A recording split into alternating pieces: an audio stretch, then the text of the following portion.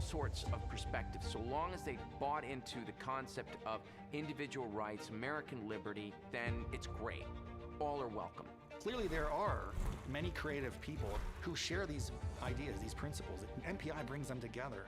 I think what makes me optimistic about MPI's future is the incredible network of people that we have developed over time. There was this feeling and this idea that we should be developing and making and producing our own work.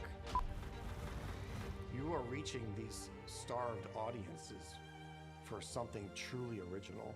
I mean, it was incredible to see the movie with audiences. You'd hear people laughing, you'd hear people cheering. We've made a lot of true stories in MPI. You can see these things really happened. These problems and assaults on human freedom, and the person it happened to is an executive producer on the film. There was a lot of anxiety about sharing my story. MPI understood the sensitivity. They had me involved in the project. You have touched my heart like nobody's business. Seeing laws change after Freedom Hair came out, seeing people change their perspective and become activists in their own right after Miss Virginia came out. All of these are huge things that can at times be hard to quantify, but are so deeply meaningful and are changing the world on a level that a white paper just can't do. 20 years ago, I didn't think we'd be working on films of the size that we're developing and producing now. Action! Our next chapter and the things on our slate are bigger and better than anything we've been able to do before. We have several period pieces in there. We have a disaster film. Bravo, Mark. Michael Baker. In Order to Live is just a huge story. Yeonmi Park's story of escaping from North Korea. There are 25 million people counting on this story to be told. Not long after pinball, MPI actually approached us with the story of Axel Mittbacher, an East German swimmer who escaped from behind the Iron Curtain by swimming the Baltic Sea. We're pushing ourselves to the next level. And I think we're just at the beginning of seeing the real impact of all these forces MPI has unleashed.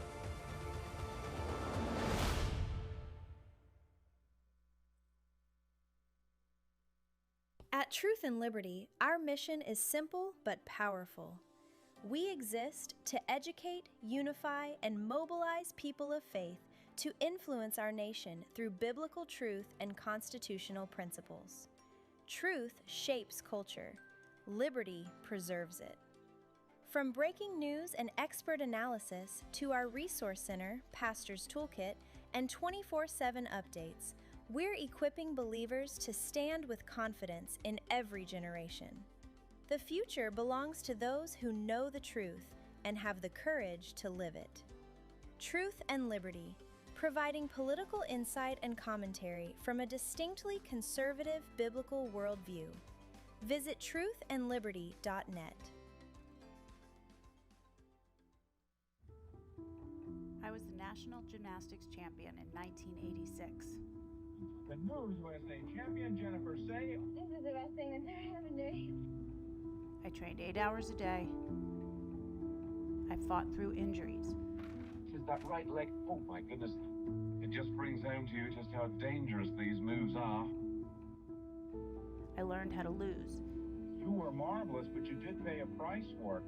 And I learned how to get up again and keep fighting.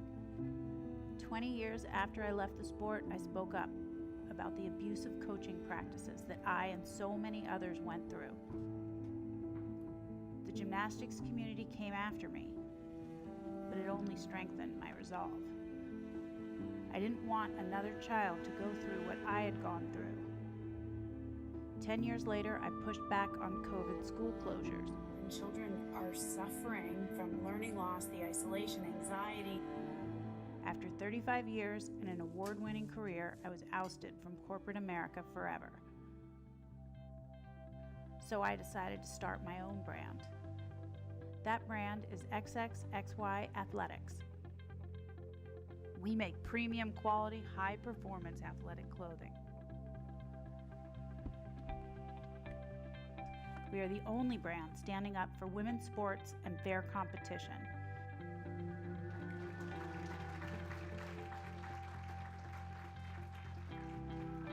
People ask me why I do it. I do it because somebody has to. Somebody has to fight for women and girls. We work so hard, we deserve a fair fight. Why don't we get to have a brand that truly takes a stand for female athletes? That's what we're doing. We're putting it all on the line. This is why I fight for my daughter. And every little girl out there who works so hard to achieve her dreams. I definitely haven't come down yet. I'm very excited. There is XX and there is XY. That's it. These are our sports. If you believe in fair competition for women and girls, join me. Join us.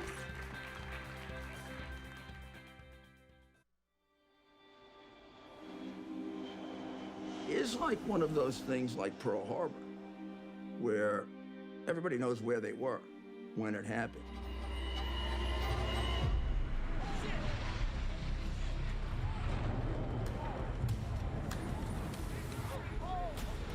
It was this huge hole in Trade Center. This thing is massive. This wasn't a small plane. I saw the second plane come in. Then the second plane hit.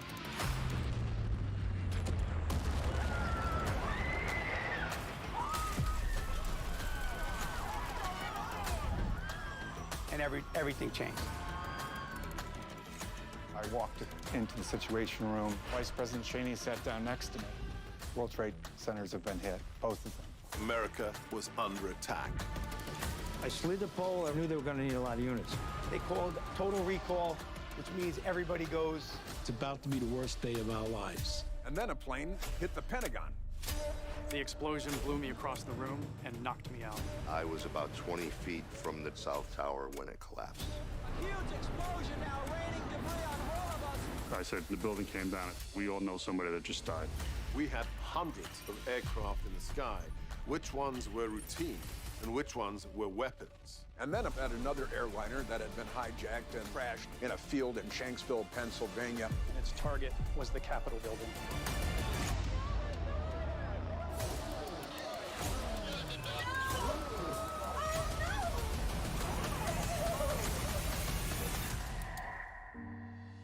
Here at Ladder 132, we unfortunately lost the entire company. We were on the 104th floor. I think there were 17 people that survived from my company that was there that day. My brother died piloting American Airlines Flight 77, which hit the Pentagon. My brother and the passengers and crew members on Flight 93. You know, they were the Minutemen of the new century. The heroism that I saw on September 11th, it was incredible. These are the heroes. It is my complete belief that God helped me hold on to that column. He was going to use me to talk about the heroes of 9/11. Feels like it was yesterday, and then sometimes years. From that day on, some of us still measure time regarding before and after 9/11. I think as Americans, it's very important we never forget what happened on that day. 9/11 didn't just change America, it changed the world forever. There's no question that it's one of the significant events that has shaped us. I don't think we know yet exactly how it shaped us. Remembrance isn't about fear, it's about preparedness. We honor the fallen best by protecting the living. We remember the lives lost. We remember the bravery shown. We remember who we were and who we became. We must never forget. 9/11 remembered, 25 years later.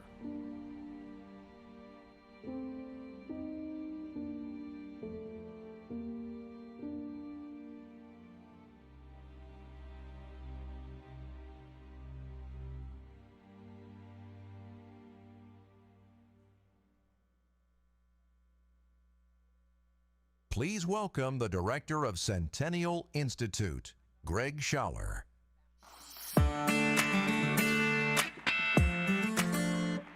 Good morning. Welcome back. Happy Colorado Day. 150 years of statehood. We're going to try and weave in a couple of things here to commemorate and celebrate Colorado Day here throughout the day. Yesterday we had an amazing day. Mike Pence, Isabel Brown, Ben Sass. So if you missed any of that, you really ought to check out our YouTube channel and watch those. And then last night, we focused on attacks on First Amendment rights, religious liberty, freedom of speech, parental rights, and the harm that's being done across this country on minors who are dealing with a serious gender dysphoria, but we're doing terrible things to them, and that needs to stop. We had the panel from Protect Kids Colorado here last night, and I strongly urge you to vote in favor of those 3 ballot measures. We have a lot of jam-packed this morning, so we're going to go quickly here and get started. I'd like to bring Avery Williams and Asia Gorman here, who will lead us in prayer and the pledge, and then we'll get started. Please bow your heads and join me in a word of prayer. Lord Jesus, thank you so much for this opportunity to gather this weekend. We ask your presence over the Western Conservative Summit and every person here. I pray that every conversation would be marked by grace and truth. I also pray for protection over everyone traveling to and from the summit.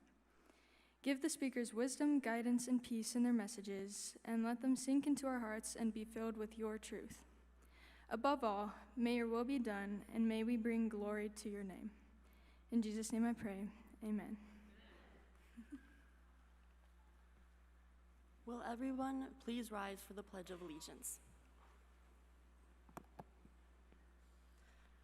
I pledge allegiance to the flag of the United States of America and to the republic for which it stands, one nation, under God, indivisible, with liberty and justice for all. Thank you. Please welcome Dave Kubel and Amy Everett.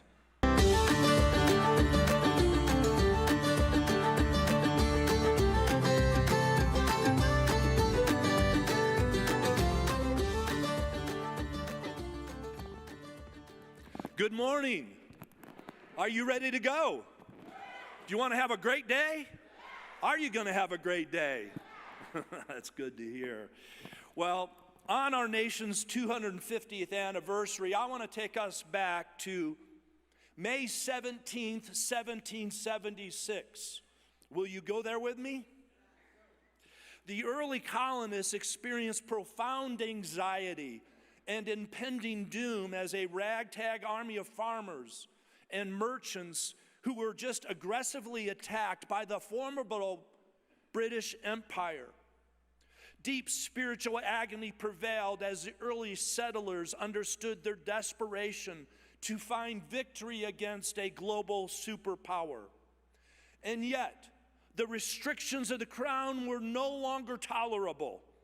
As they approached May 17th, 1776, this yet-to-be nation gathered together in humility and prayer that divine providence would grant them victory.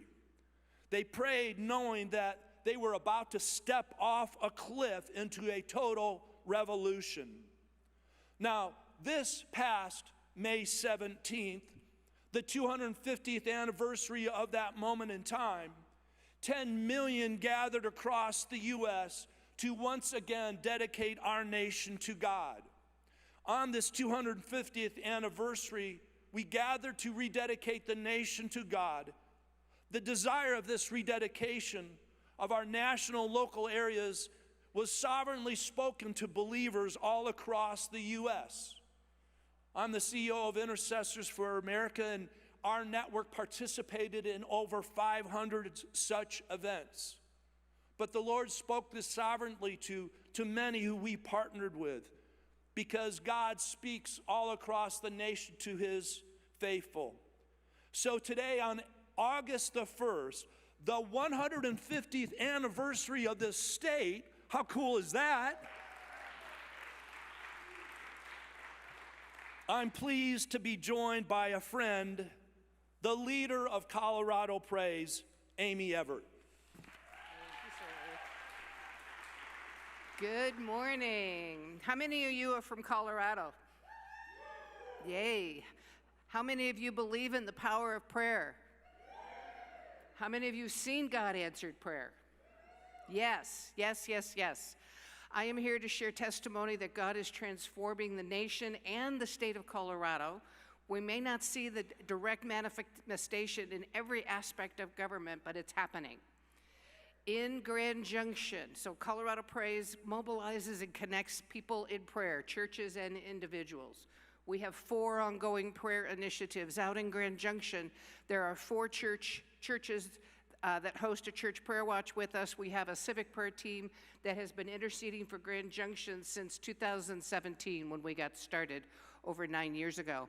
And that city is now experiencing a transformation in the culture of the city. It is a praying city.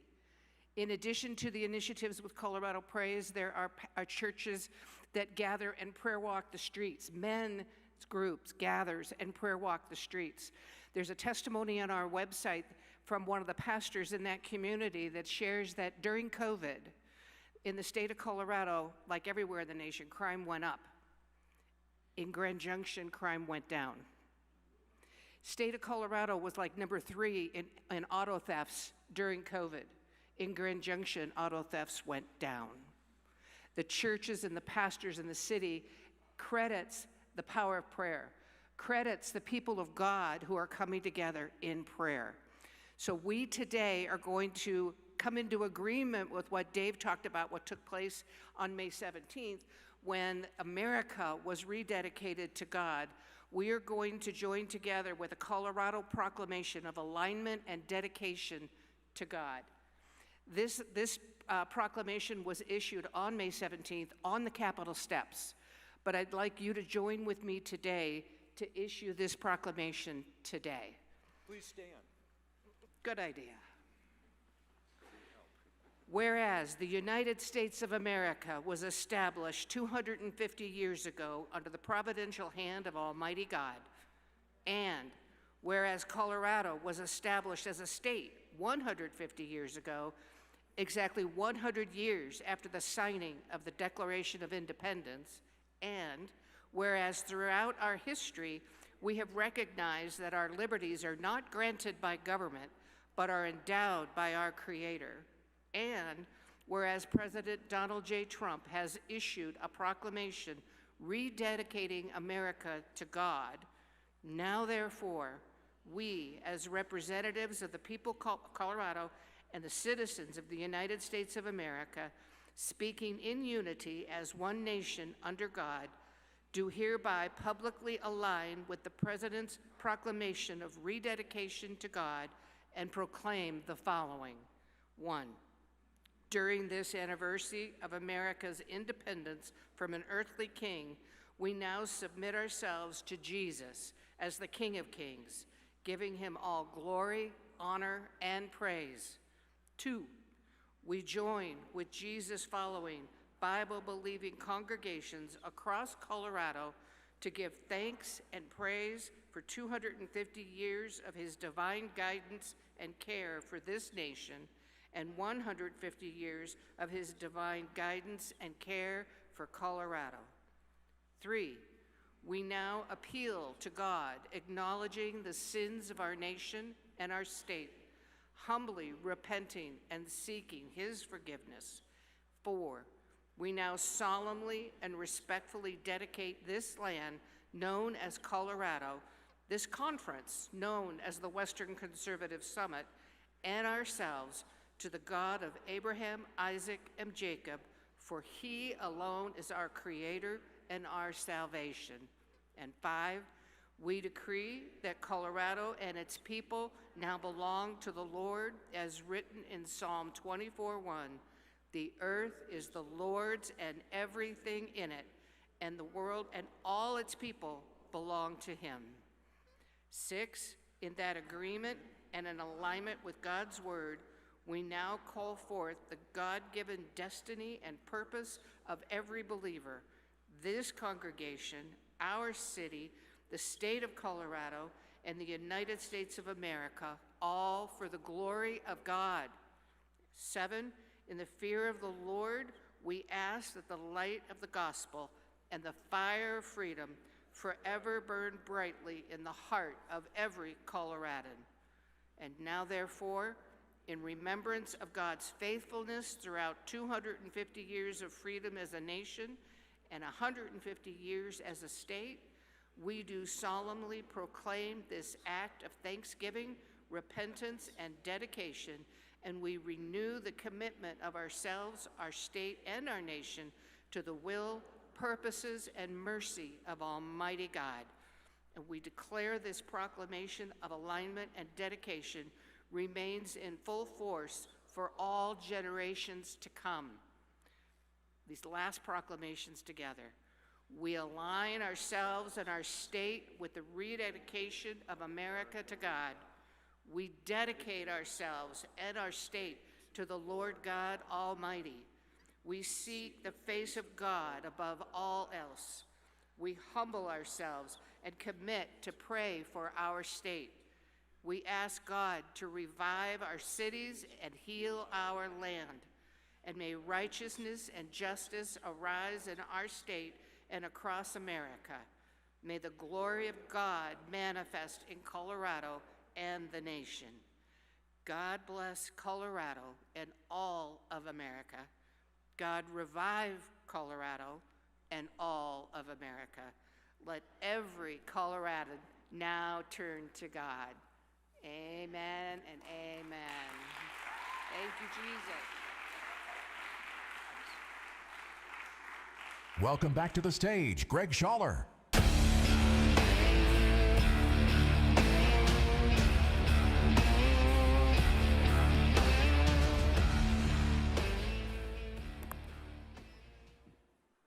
As we celebrate Colorado Day in 150 years of statehood, I asked my good friend and mentor, John Andrews, if he would share some thoughts and reflections on our state. John, of course, is familiar to most of you. He has lived an extraordinary life. Being born in Michigan, but spending much of his formative years here in Colorado, he developed a great love for our state. John and I both share the sentiment that you may have seen on a bumper sticker: not a native, but got here as fast as I could. Upon graduation from college, John joined the Navy, serving as a submarine officer. Following his time in the Navy, he worked in the White House as a speechwriter in the Nixon administration. John has been involved in politics for many years. He was a state senator here in Colorado from 1998 to 2005, serving as minority leader and later as Senate president. Over the years, John has led 5 think tanks, most recently, of course, here at Colorado Christian University with the Centennial Institute. Today, John describes his life's mission thusly: rally Americans for the good fight of defending liberty and reviving responsibility in a nation under God. Please join me in welcoming one of my heroes, John Andrews.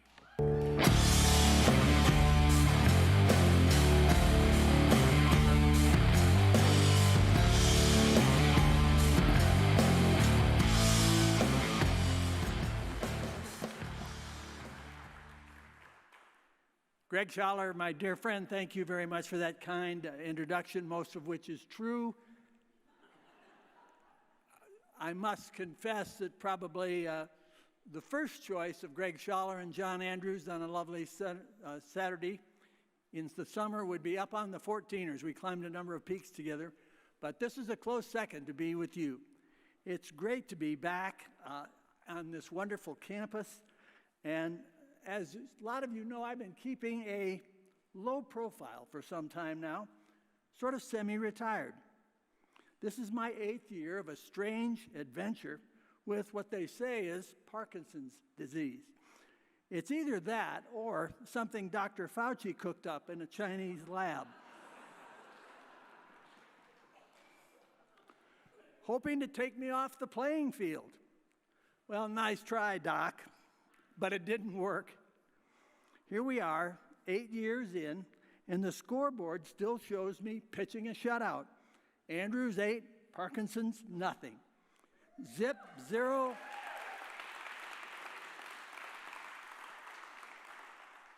That's nothing as in zip 0, zilch, nada. To God be the glory. I only wish the political scoreboard looked as promising as my medical scoreboard does. Socialism is having its moment. America needs clear thinking and dauntless courage from freedom-loving conservatives as never before. Let's try and draw some of that from the historical significance of this day, Colorado Day, August 1st. It was on this very day, the 1st of August in America's 100th year, 1876, that Colorado was admitted to the Union, the 38th star in the flag. Very early in our state's history, the Denver Post newspapers, remember them? Began to carry on its front page, and carries it still there today, every day, the chipper little motto, "'Tis a privilege to live in Colorado." Does anybody out there agree? I think most of us readily agree. And for those of you who don't live here yet, those visiting from other states and enjoying some Colorado hospitality on this gorgeous summer weekend, what are you waiting for? So, a privilege to live here. True indeed.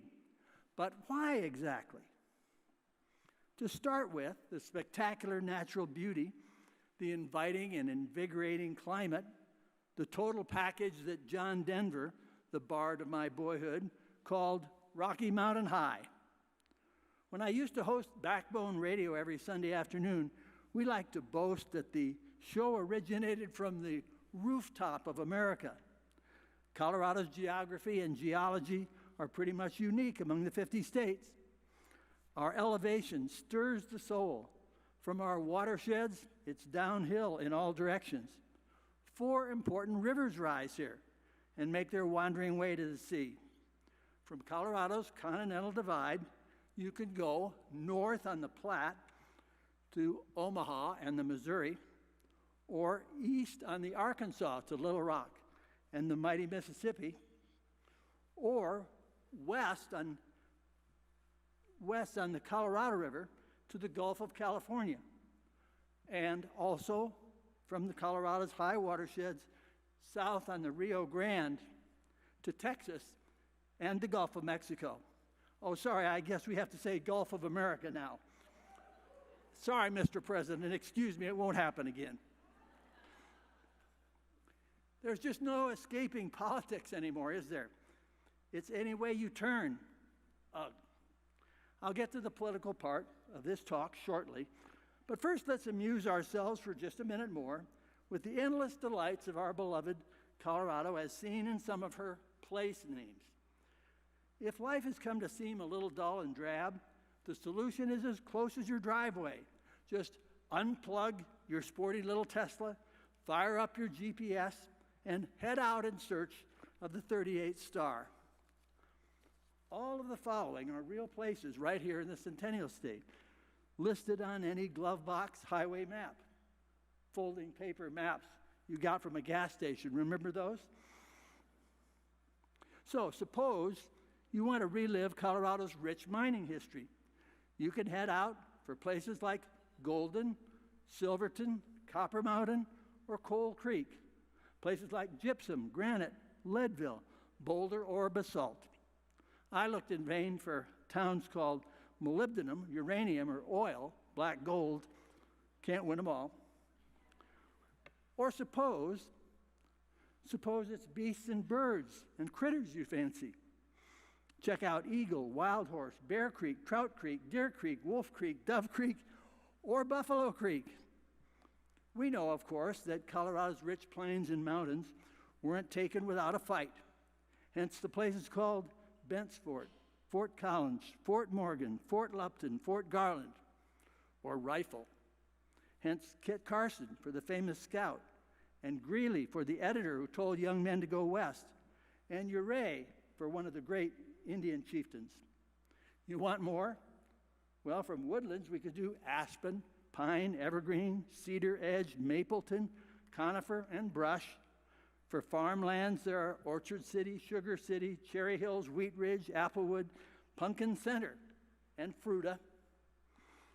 Not to mention watering holes, lots and lots of them. Idaho Springs, Colorado Springs, El Dorado Springs, Pagosa Springs, Glenwood Springs, Hot Sulphur Springs, Poncha Springs, Manitou Springs, Steamboat Springs, so on and so forth. It makes for a fun word game with echoes of Stephen Vincent Benet's wonderful poem of 100 years ago, American Names. Look it up. But none of this gets to the heart of our original question. Why is it indeed such a privilege to live here in Colorado? Well, again, we go back to that first Colorado Day, 1876. Our state is at last admitted to the Union after 4 failed attempts dating back to 1859. What's the big deal about joining the Union, the sisterhood of sovereign states spanning the American continent, Atlantic to Pacific? You know, I think our forefathers and mothers of the 1850s, 1860s, 1870s attached great importance, almost sacred importance, to the Union because they had experienced the consequences of disunion firsthand and very recently. As recently as you and I can recall the Obama years, it felt like to them in 1876. And those consequences of disunion were awful. Slavery, leading to secession, leading to bitter, barbaric, fraternal war with brother killing brother. Never again, never again. Colorado statehood had been twice vetoed by President Andrew Johnson, the Tennessee Democrat, who succeeded Lincoln. When finally signed into law by President Ulysses S. Grant, the war hero and Republican, in 1876, the official enabling act for Colorado to join had a strong mandate for religious freedom and a requirement that Colorado's new state constitution must be in no way, quote, repugnant to the principles of the Declaration of Independence. This was new in Congress's oversight of applicants for statehood. Translated from legalese, it meant that the all created equal assertion in the Declaration must forever be considered binding upon the newly minted state of Colorado and brought into the present day. Not repugnant to the Declaration means socialism, communism, Marxism, Maoism, Castroism, all the other isms that try to deny the rights with which God has endowed each of us, they have no place in our American way of life.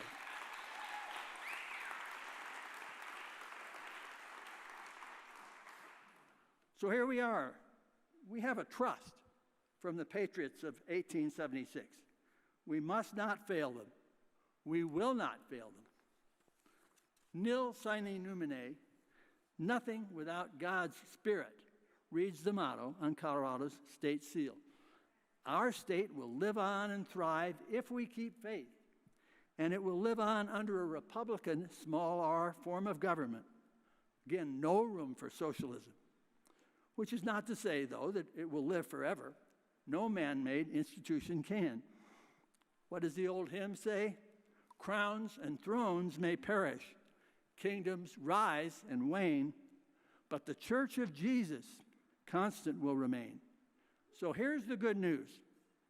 The Church of Jesus, his gospel, his cross, made possible the American Republic of ours. Made it possible, made it happen, made it endure, and watches over it still. The Church of Jesus also made possible this magnificent tower of learning, Colorado Christian University, and its policy center, Centennial Institute. And Jesus watches over them too. Be of good cheer then, my dear friends, my fellow patriots, for our God is mighty to save, and the best is yet to come. Thank you, my friends.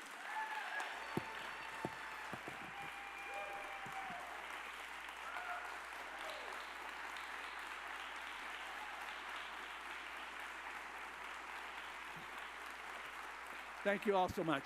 Have a great day.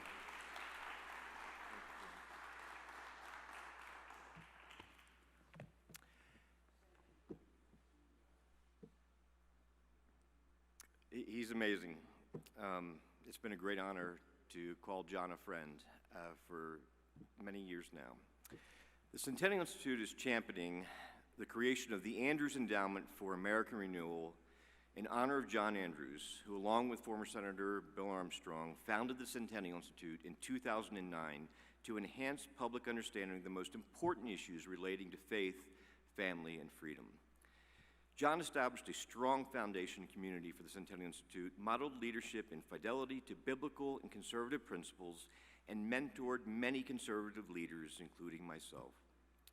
John is well respected as a follower of Christ, husband, father, grandfather, Colorado Senate president, think tank founder, and friend to all. Our goal is to raise $1 million for this endowment to support ongoing programming in the Centennial Institute and reach a naming opportunity for a space here in the Young Armstrong Center on our campus here at CCU. Such a fitting legacy for his service alongside Bill Armstrong and the work to which John has devoted his life. There's a QR code here. If you'd like to make a donation, there'll be more information forthcoming. I think this is a fitting way to honor John for his great service to our state, to our nation, and to Colorado Christian University. Thank you so much. Please welcome Colorado Christian University student, Riley Collins.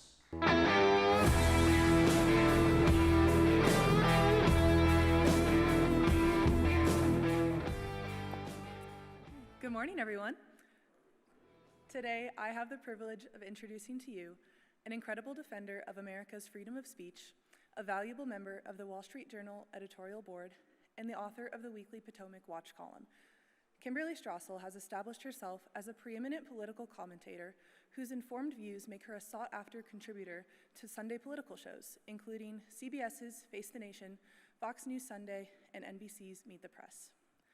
With a blend of original reporting and historical context, Kimberly spurs thought-provoking conversation about current events and the impact of political and social actions on civil liberties.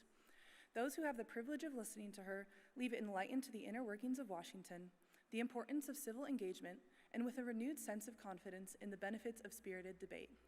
Ladies and gentlemen, please join me in welcoming Kimberly Strassel.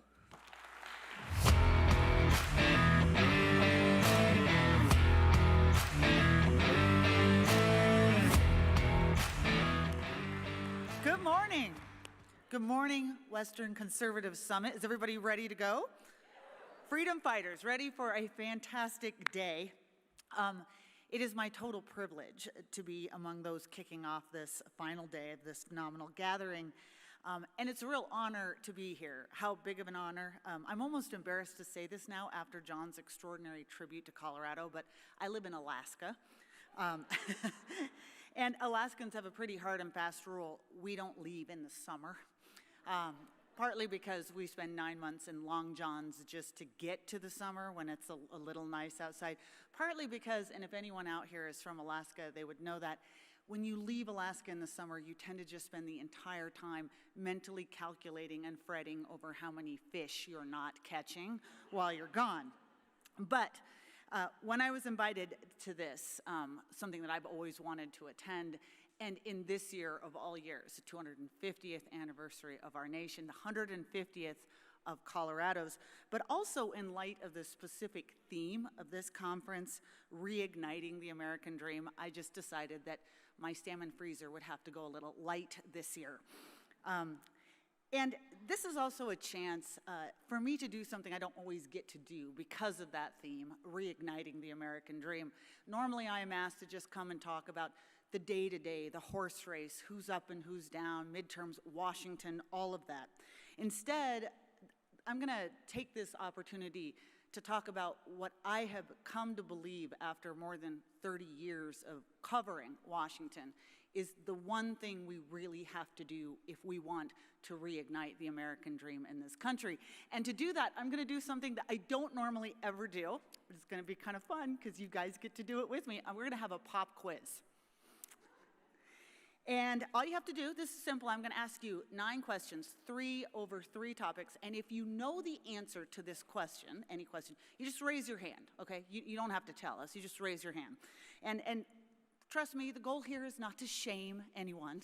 You're not gonna get ejected from campus if you can't answer the question. I actually have a feeling that with this audience, the curve might be pretty high.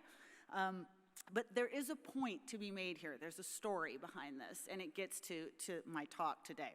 All right, here we go. Easy one to start. Raise your hand if you can name in order of their size the 3 largest states in the United States. Okay. Can you locate the Erie Canal on a map? All right, okay, that one was even better. Raise your hand if you can name and give the capitals of all the states that touch the Ohio River. No? Is there anyone? Okay, I think there's a gentleman there, maybe. He's like, okay.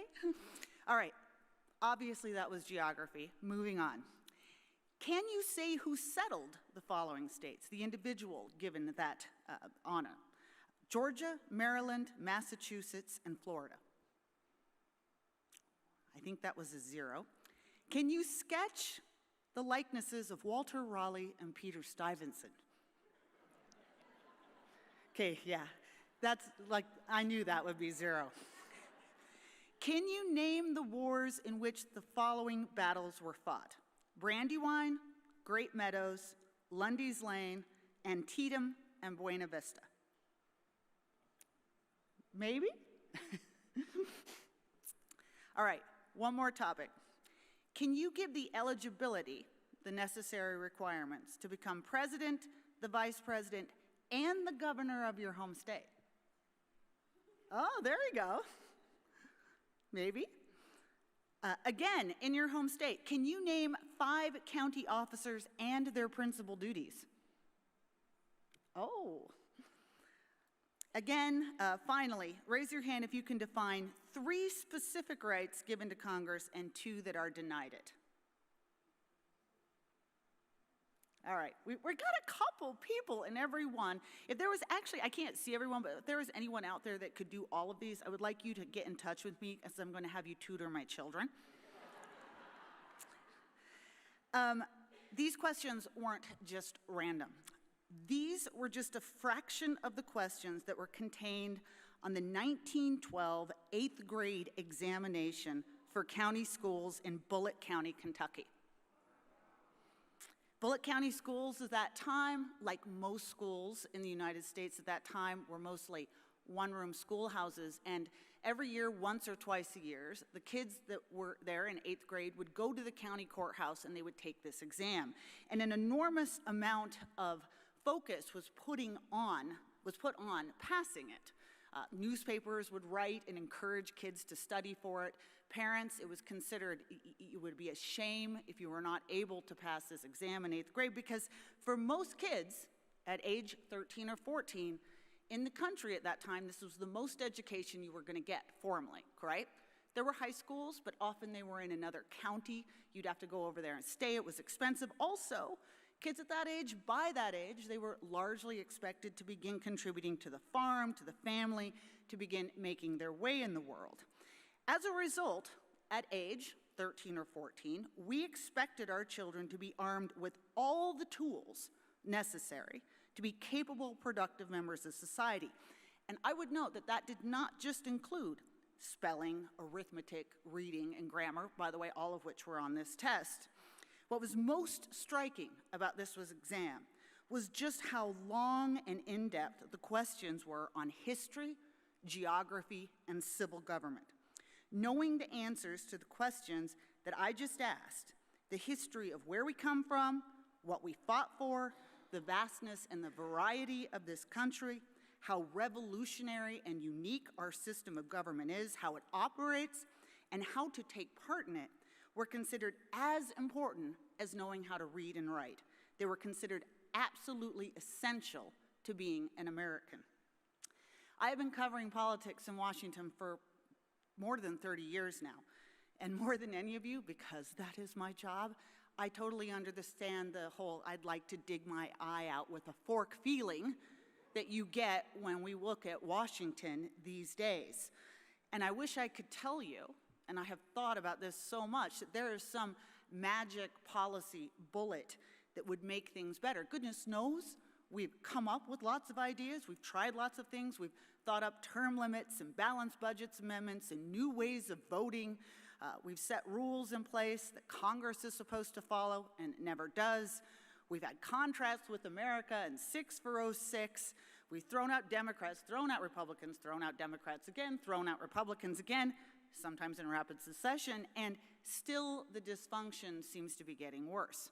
And the more I've thought about it, the more I think that we have to look more broadly, not at Washington itself, but to the country as a whole. And there is something that I think can be done. And the beauty, it is something that we can control, that growing numbers of Americans are already recognizing and already moving to make better. It's an idea that's really been absorbing my mind, not just because this is our 250th anniversary, but it was reinforced recently by a comment I heard. Every year I have the honor of hosting the Bradley Awards, which are presented in Washington, D.C., and they honor individuals who help protect the principles and institutions of American exceptionalism. And this year, the foundation, I think in its wisdom, decided to give one of those prizes to Rabbi Meir Soloveitchik. Some of you may have heard of Rabbi Soloveitchik. He is one of the country's leading Jewish thinkers and religious leaders, known in no small part for his profound writings about the unrivaled beauty of the American founding, the unique nature of this country's groundings in religious freedom, and how that religious freedom is not simply tolerated, but is essential to our nation's character and constitutional order. And in a conversation with Bradley's president, the rabbi said something so insightful and yet so basic.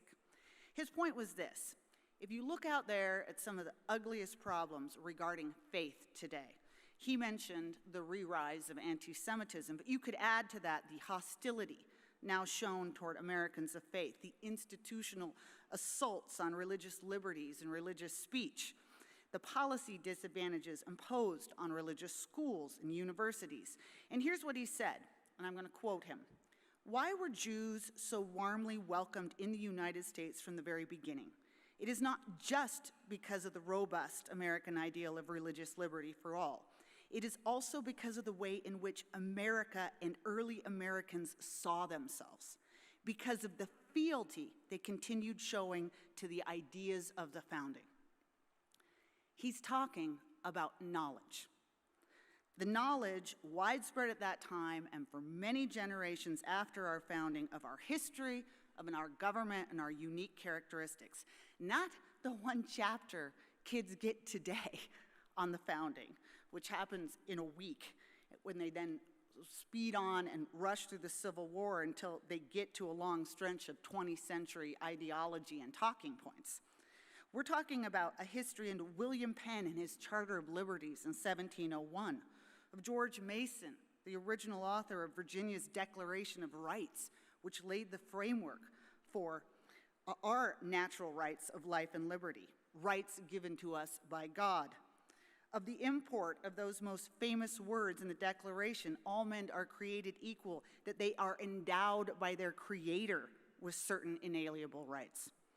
Because the rabbi's point was this: if you have a citizenry that is educated in history and in the core principles of the founding, a citizenry that has been taught an appreciation of how truly exceptional this country is, you start to move beyond the problems I mentioned. You start to move beyond the religious hatred, the assaults on religious institutions, because this citizenry would be one that would understand how and why America is unique and would appreciate the duty it had to maintaining those founding ideals. The answer, folks, what we all need to be focused on is education. And of course, we don't do that today. And as evidenced by the knowledge-free discussions that go on in Washington today among leaders who are in their 40s and 60s and 90s, that is not just a problem of youth, okay? As evidenced by the answers to the questions in here this morning. We have generations of Americans who have been robbed of an appropriate education into this country's greatness. And to the extent we even talk about educational failings, almost all of the focus is on our plummeting numbers in reading and math. And by the way, there should be a focus on that because they're absolutely dreadful. But in doing so, in focusing almost exclusively on those skills, we are missing something absolutely huge and profound. For the real sake of this country's future, of its body politic, we have an urgent demand to do everything we can to put into place a return to an absolutely vigorous, thorough, in-depth education into this country's history and government as well. Because the rabbi got me thinking, why would we ever think that it's only religious tolerance that is suffering from this country's collapse of knowledge? Let's broaden it out. If we had generations of Americans who truly understood what we broke from, of our founding, the concepts implicit in our Declaration and our Constitution, of natural rights, of federalism, of each of the provisions in our Bill of Rights, how much healthier would our body politic be? I'd argue that the vast majority of modern political dysfunction is, in fact, a function of our ignorance. Look around. Right now, we are seeing an extraordinary rise in political violence. It's all anyone's talking about right now. Attempted presidential assassinations, attacks on other elected members of government, attacks on law enforcement, in toxic, raging, threatening conversations on social media. We have a Congress that seems to think that its duty is not to govern at the moment, but to stage 30-second viral moments where it's all about disparaging and insulting their political opponents. Would we have that if we taught our children about the system of complete government control of speech that existed before America broke away from that practice?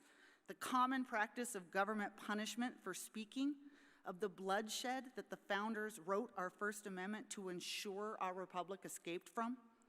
If our children read the passionate debates and arguments present in the Federalist Papers, understood how deeply the men who put this country together disagreed with each other, and over, by the way, the highest of stakes, and yet managed to come together in civil discourse and compromise, would we see street action and calls for violence and assassination attempts like we see today? We have a press corps that has lost all credibility. It is viewed by most Americans as absolutely untrustworthy.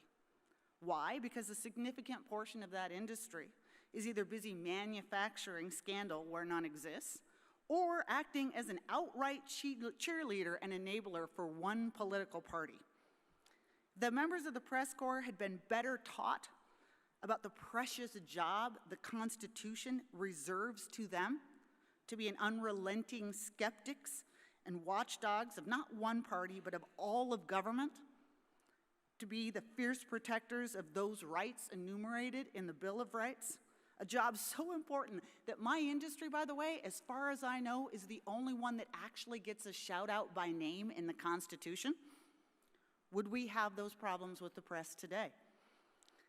If we had a citizenry fully aware of the European history of the crown seizure of property from disfavored subjects, would we have elected politicians or bureaucrats so freely imposing sweeping regulations that routinely run roughshod over a family's ability to run their business or use their land or keep their private property in violation of the Fifth Amendment? If Americans really understood and appreciated the Eighth Amendment, would we see today the extraordinary and disturbing rise in civil forfeiture, where government is now seizing billions in cash and cars and homes and property for state benefit? It's crazy.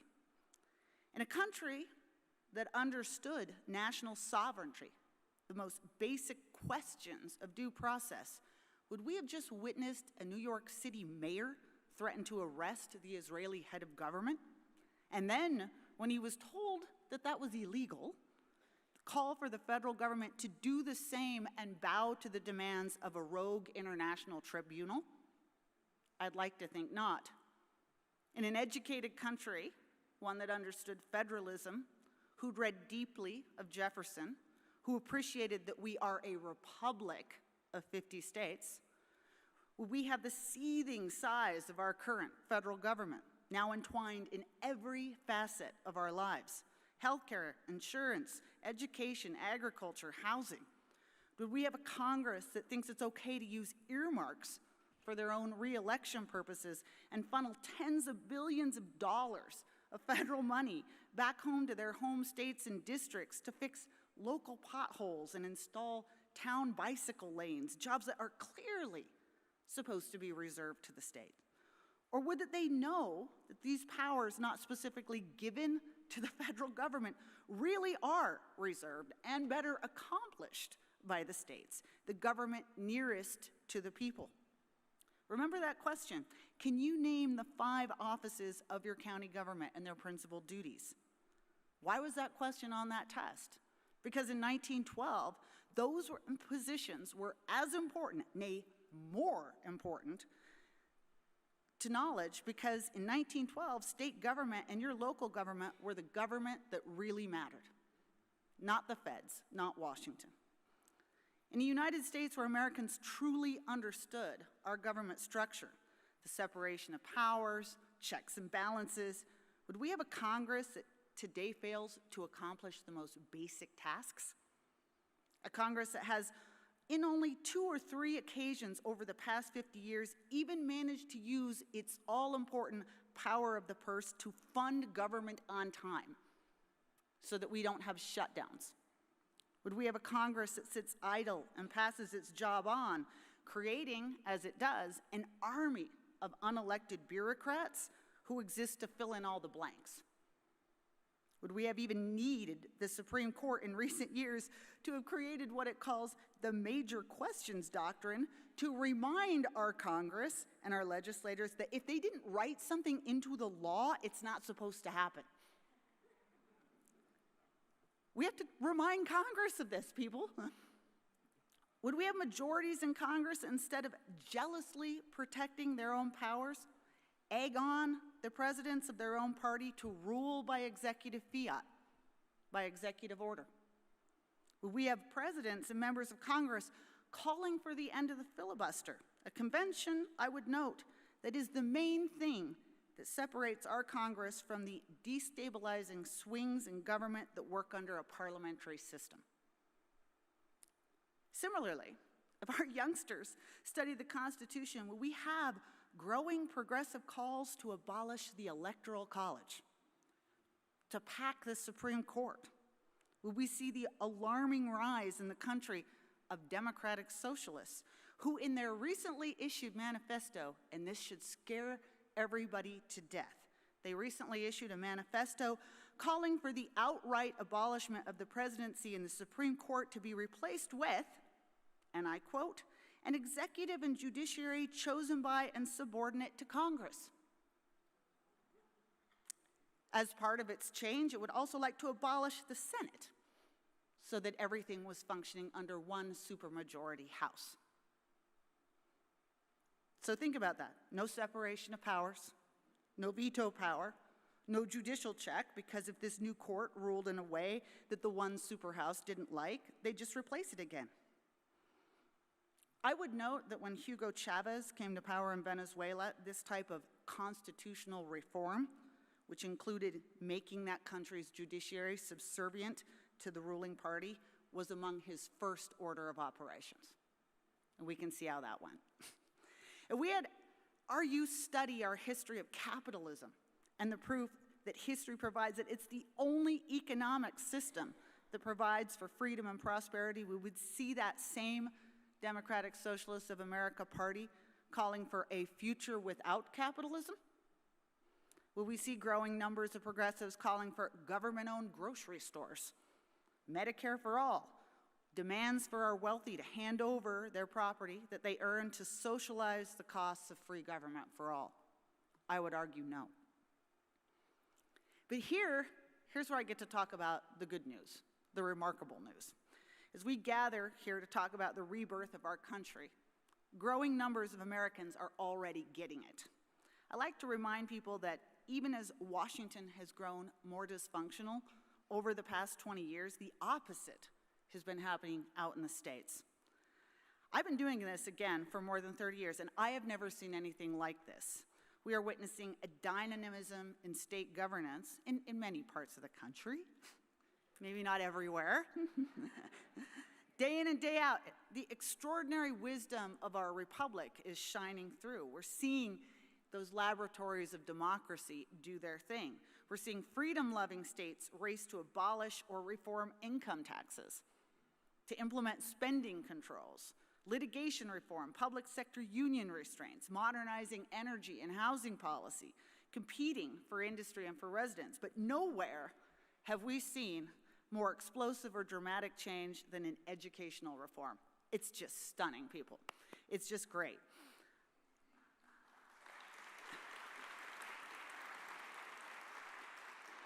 I'm old enough, I'm really old, to remember writing Wall Street Journal editorials where we used to beg and plead and try to make the argument for just a handful of charter schools in just a few failing urban areas around the country. And every time it was just 2 steps forward and 1 step back against the iron will of teachers' unions, and nothing changed. And then along came COVID, and one of the greatest abuses of government powers in modern times, the forced lockdown of society, and alongside it, the government theft of years of our children's education. But COVID at least did one thing. It exposed just how bad that educational system had become, and it proved a tipping point. Parents rose up and took action. As of this year, this is just stunning to me. We have 33 states with some form of school choice, and 17 or 18 of them total education freedom.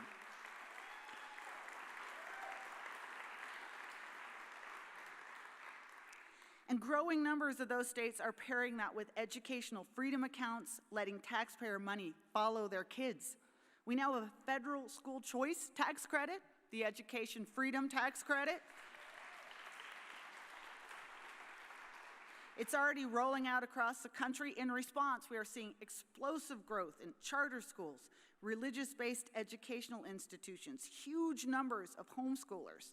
Amid this, too, the rise of what we call classical academies, rigorously focused on a return to the study of Western culture in addition to America's history and civics. Only last week, I'm like super excited about this, founders actually cut the ribbon on the Thomas More Academy in Anchorage, Alaska. Alaska has its first classical academy.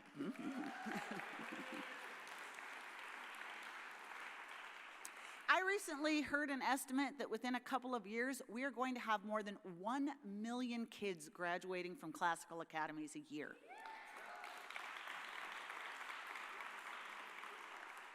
You know, and you add to that, homeschooled kids, religious schools, parents are putting an emphasis again on history and civics. Even within public schools, things are improving somewhat as motivated parents move to take over their school boards, for instance, and demand better curriculums and find ways to get and keep better teachers.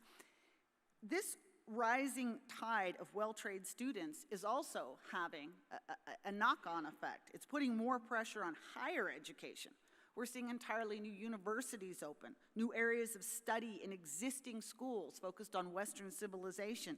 Parents increasingly choosing to send their kids to colleges that will do the job rather than to overpriced institutions that do little more than propagate an ideology and indoctrinate the kids that go there.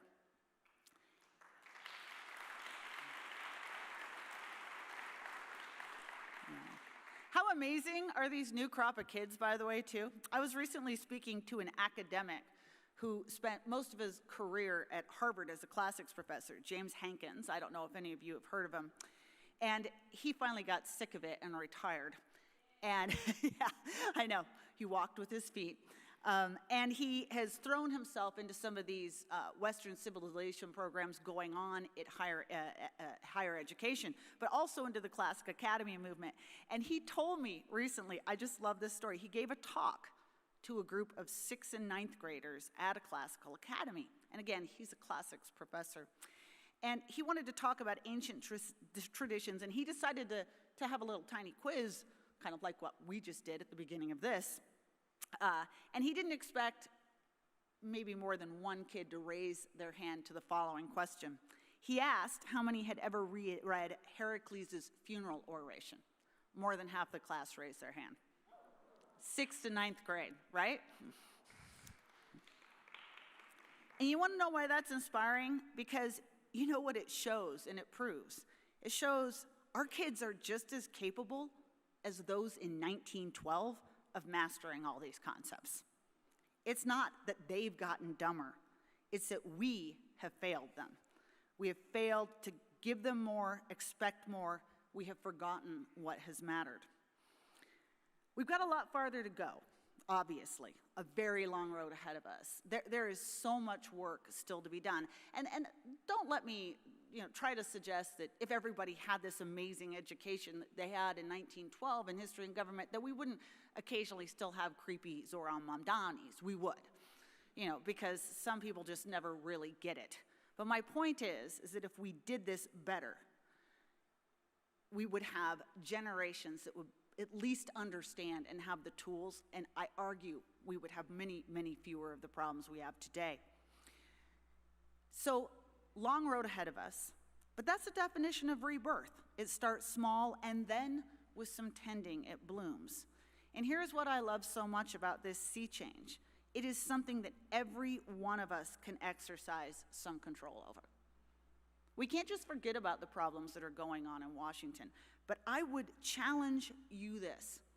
In addition to doing that, and instead of just yelling at the TV set over what they are or not doing there, go out and take some action. Go to school board meetings, show up at their elections, get engaged in projects to start your own new institution, participate in homeschooling experiences, donate money to programs that work. Insist our politicians allow real education again. Care about the curriculums. Make sure they have history, civics, geography. Those of us who are parents, we can query our kids, find the gaps, attempt to get them into a better situation, and failing that, work to fill in the holes ourselves. And for those of us, my generation, who missed too much of what was on that 1912 exam, because, by the way, I could not sketch Peter Stuyvesant to save my life. For those of us who were also robbed and didn't get what we should have, we can make a resolution to read and read some more until we, too, can answer perfectly every single question on that 1912 Bullitt County 8th grade exam. I want to close with something else the rabbi said in his talk this spring. After he'd noted that what had made America great was its fealty to its ideals, he said this, and it was a warning. That fealty is not guaranteed. It is up to us to maintain it.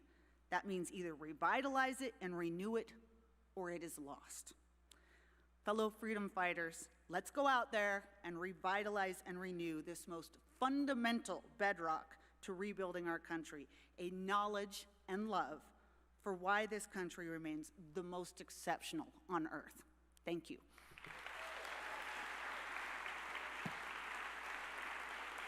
Thank you. I appreciate it. Thank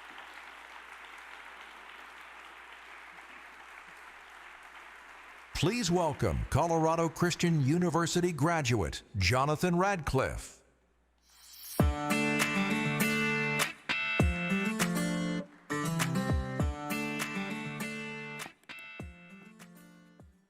Good morning. Welcome to Colorado Christian University. It's so great to see you here in a great place where we truly have a great speaker for you this morning. I have the opportunity to introduce a man who has contributed much to the defense of the free market and to Christian education in my hometown of Orange County, California. David Bahnsen is the founder and managing partner of the Bahnsen Group, a private wealth management firm managing over $10 billion in their clients' assets. Prior to founding the Bahnsen Group, he was a managing director at Morgan Stanley and vice president at UBS Bank. In addition, he's been called one of America's top financial advisors by Forbes. He frequently appears on CNBC, Fox News, and Bloomberg, as well as being a regular contributor to the National Review, where he hosts his weekly podcast, The Capitol Record, dedicated to the defense of the free enterprise system and limited government. He is the author of several best-selling books, including his most recent book, Profit from the Prophet, The Past, Present, and Future of Dividend Growth Investing. In addition to his work in finance and public policy, David is deeply committed to Christian education. He is a founding trustee of Pacifica Christian High School in Newport Beach, California, where he has generously provided the necessary support needed to reestablish an evangelical Christian high school in the coastal Orange County region. His investment in Christian education reflects his conviction that one of the most important things that we can do is invest in the next generation of Christian leaders. Would you please give a warm Western Conservative Summit welcome to David Bahnsen.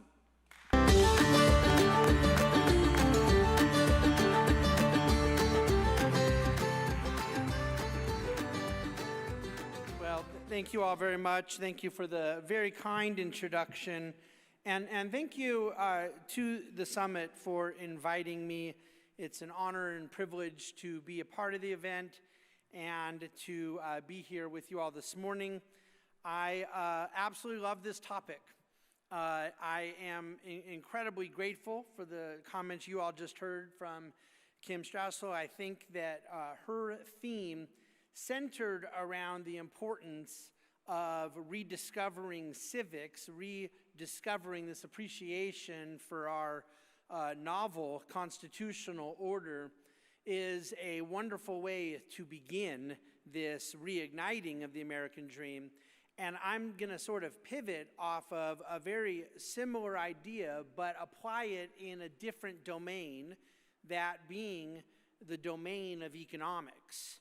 The title, of course, of this event at which we're all attending here, A New Birth of Freedom, Reigniting the American Dream, has a number of things embedded in the title that are animating to me. I love the language of a new birth. I love the idea that sometimes, this is a lot of application in our Christian walks, but there are some times in which we are in need of sort of being born again. And there's the obvious conversion and regeneration idea of that applied to our spiritual life. But there are also just different elements in our lives that require reboots from time to time. And certain things that are born, that are great ideas, often need to be reborn. And that language, I think, is entirely appropriate and exciting. And of course, they say in the title, the new birth of freedom. This is a word that when I was growing up, and I think Kimberly made reference to this as well, as she and I are in a similar age and stage of life with kids that are the actual exact same ages, we took for granted that freedom was sort of the idea, that we were rather proud to be Americans and proud of the fact that being an American meant we celebrated the notion of freedom. And President Reagan, who was leaving office when I was in high school, talked about the idea that you could lose something that you built up over many, many, many generations, and it could be lost in one generation. I think we're living in a moment now where we cannot take for granted that many people feel that way about the object of that prepositional phrase of freedom, the same. And so for us to attempt to parse out why we care about a new birth of freedom is particularly important, and I want to apply it to an indispensable application in a moment. But then that notion of reigniting the American dream, this reigniting, reanimating, that there is a sense that is meant to be emotional, it is meant to be to have a little salt behind it. We're not wanting, there is no shortage of academic books, of lectures, of text, of notes, of bullet points that could summarize a lot of these things. But the need of the hour is for there to be people who are excited about this message. I have a lot of friends in the movement right now that like me, sometimes feel that we're becoming a minority, that sometimes feel a bit discouraged. I don't get discouraged for long because God blessed me with a glasses half full approach to life. And for those of you who don't have it, I recommend it.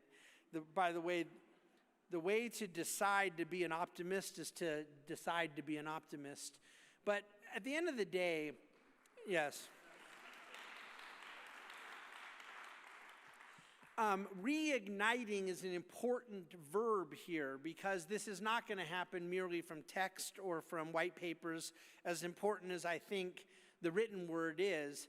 There is a need for this to take shape in what we do when we get out of bed in the morning. That there is a sort of excitement and energy and, yes, an optimism about what we're doing if you really do believe that we're advocating for the truth, as I do. And what is it that we're seeking to reignite is the American dream. And this is what I want to speak about today, because the American dream is wonderful language. I support it. I use it constantly. I believe in it. But I also acknowledge that it is at risk of becoming a mere rhetorical device when it is separated from real specificity. What do we mean about the American dream? What do we think are the American ideas that sit at the bedrock of that experiment, this incredible birth of a nation? I think that for too many, we take for granted that everybody is singing from the same hymnal, that we're all talking about the same thing. And while there may be different points of emphasis that ignite or animate different people in different ways, all of that I understand as part of our own uniqueness in the way that we sort of feed off of different components. But there still needs to be this kind of shared understanding. What do we mean when we talk about something that is unique in the American experiment that we refer to with the grandiosity of language, American dream? And when one uses the term conservative, this is where we get the ability to define what this movement means. It's a somewhat political movement. It's a very philosophical movement. It is, truth be told, highly temperamental. It all comes down to believing in conserving something, and that thing, in the context that we're talking about here in this summit, and in the context that many of us, many of the speakers blessed to share this stage this weekend, believe is conserving the ideals of the American dream. And I would suggest that the topic I have for you today is one in which the worst, most nefarious abandonment is taking place. That if you were to really peel back the onion of our founding, what we get is something that never existed in world history. And many elements of our founding did exist in the Anglo world and in some elements of the predecessor in the British Empire. But it is the synthesis, the combination of certain elements that make it uniquely American, that speak to this concept of the American dream, that allowed our founders to talk about the pursuit of life and liberty and the pursuit of happiness, twisting a bit into a bit more descriptive language from Bradford's terminology about private property. So what I want to suggest to you is that a synthesis of economic liberty, economic aspiration, and religious liberty represents the core of the American dream. It represented what was, until that point, totally unique in world history. There is a moral foundation undergirding a harmony of economic and civic liberty that gave way to a pioneering spirit. And to the degree certain people are extremely excited historically and ideologically, philosophically, theologically, personally, biographically, about the religious and moral commitments of the founders, I say amen. I'm on board. To the extent we look at the fruits of this American dream and are excited, I say amen.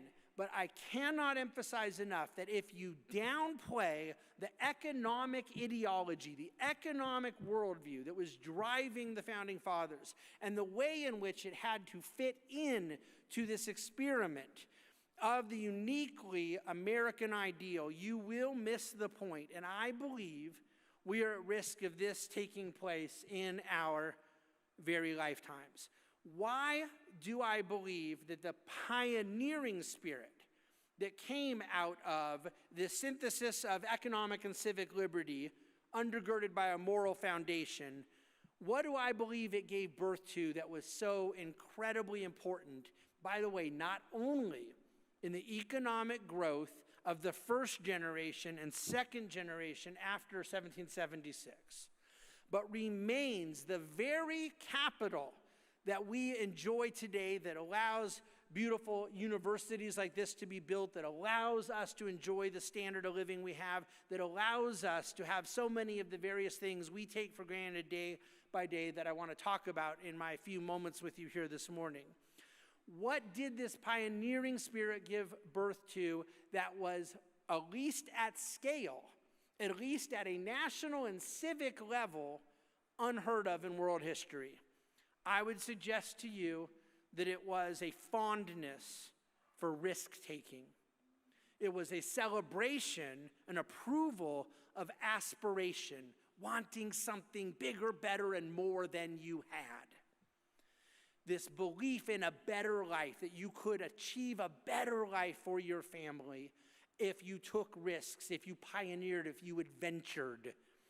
That prosperity was a good thing, that we could create a better society for all, not merely for kings and nobles. And yet, if you allow me to wax and wane a bit, specifically to the founders, this was not just rhetoric. It was not just a campaign speech. It was not just the sentiment of aspiration, which, by the way, is very, very important. And even the sentiment, the temperament, it should not be taken for granted. But it was actually thoughtful. It was actually specifically tethered to what I will refer to today as capital markets.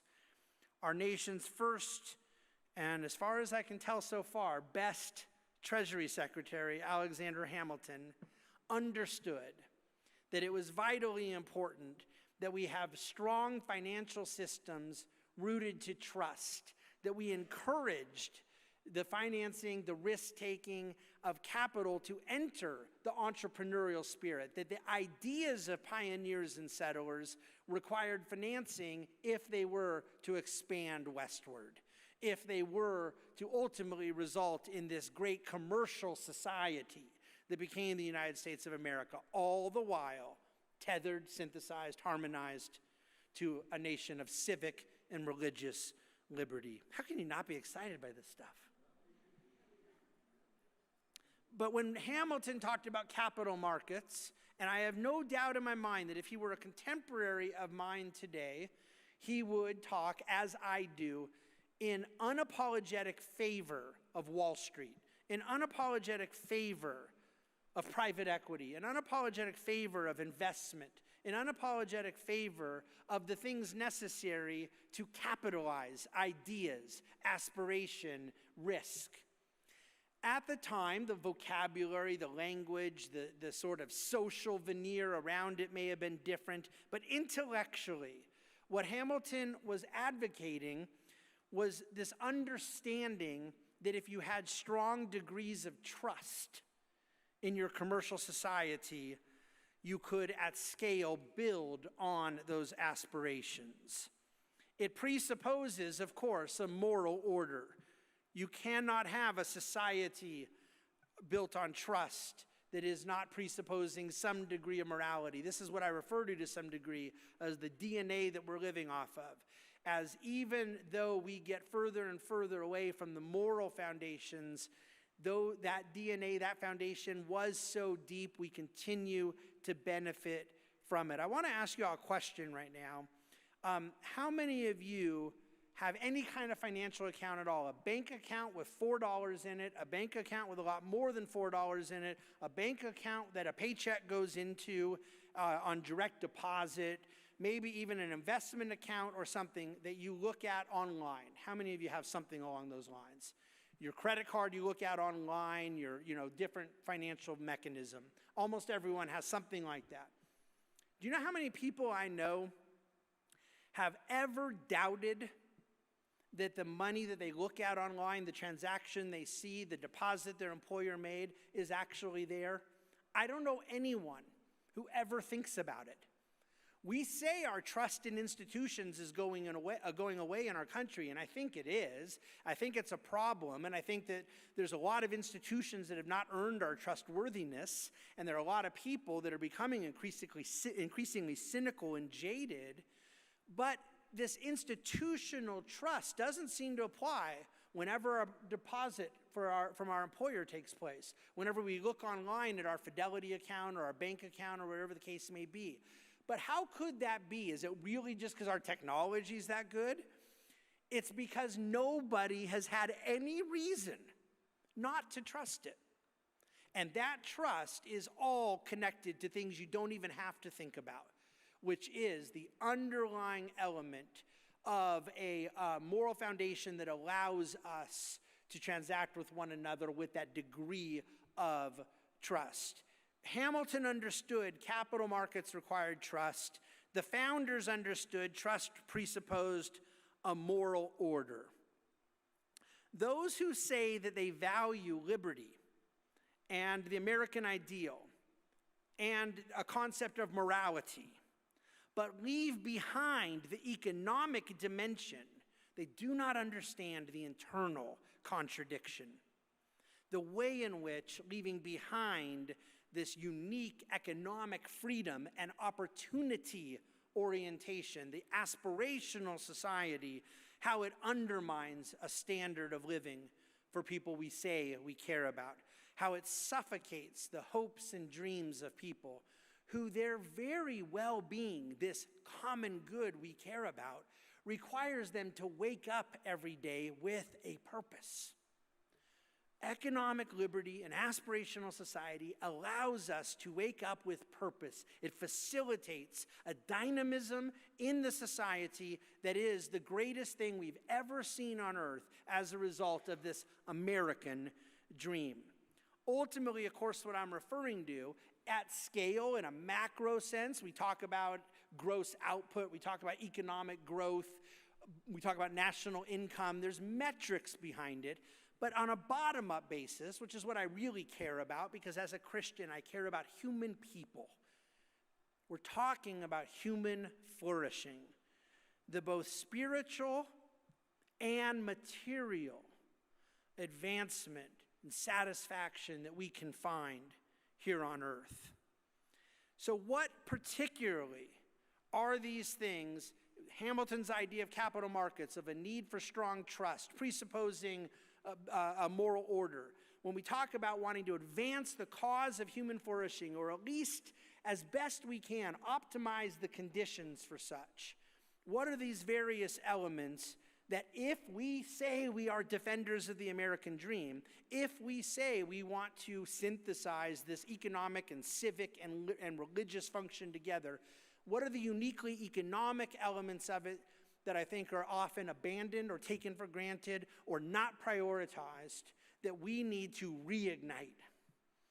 Let me give you 10 quick things before I get off stage here today. Number one, what is at the essence of an understanding of a market economy, or what we mean when we talk about a free enterprise orientation, is private property. Now, I just said something, I did it on purpose, but I don't expect you to have caught it. But you're not going to hear me today, and in the vast majority of my writing and speaking, use the word capitalism. Now, how many of you, for what you've heard so far, would guess, this guy I think is a socialist? Anybody want to raise their hand on that one? Okay. So, to the extent that we use this binary vocabulary of there's capitalism and then there's socialism, or there's capitalism and then there's collectivism, I understand full well what people mean by the term capitalist. I just told you how rigorously defensive I am of capital markets. I work in financial markets for a living, and I believe that Hamilton was the first founding father who was explicitly pro-Wall Street, properly defined. However, I use the term free enterprise, market economy, free society, because I believe those terms capture what we're actually defending ideologically. Capitalism is an ism around one element that is actually a tool to what I'm trying to promote. What I want to promote is an aspirational society. What I want to promote is human flourishing. What I want to promote is freedom. All of these elements are at the heart of what we're talking about conceptually. So who came up with the idea of calling it capitalism, to truncate it? Karl Marx.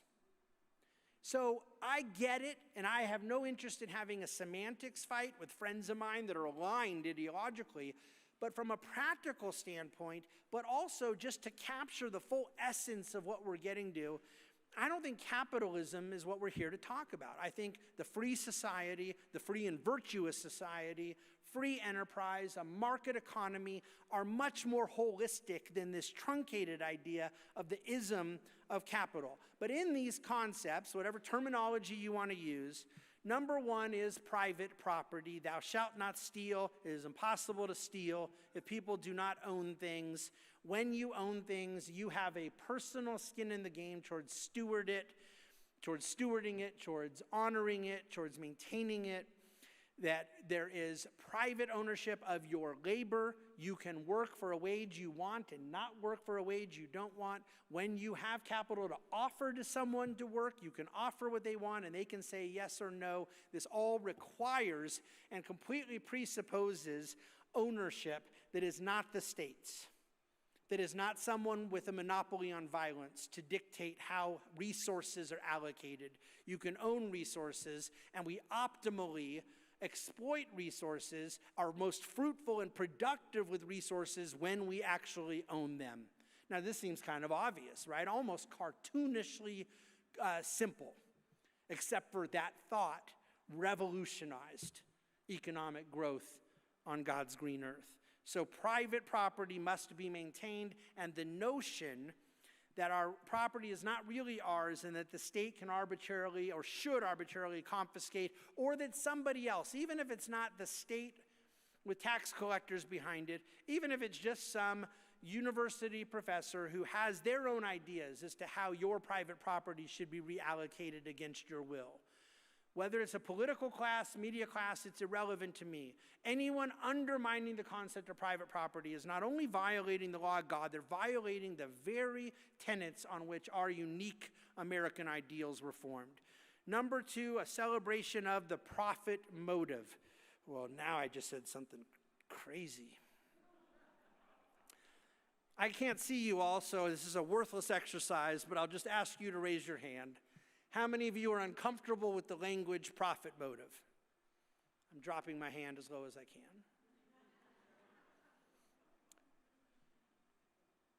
can. Explicitly, proudly, knowledgeably celebrate the profit motive.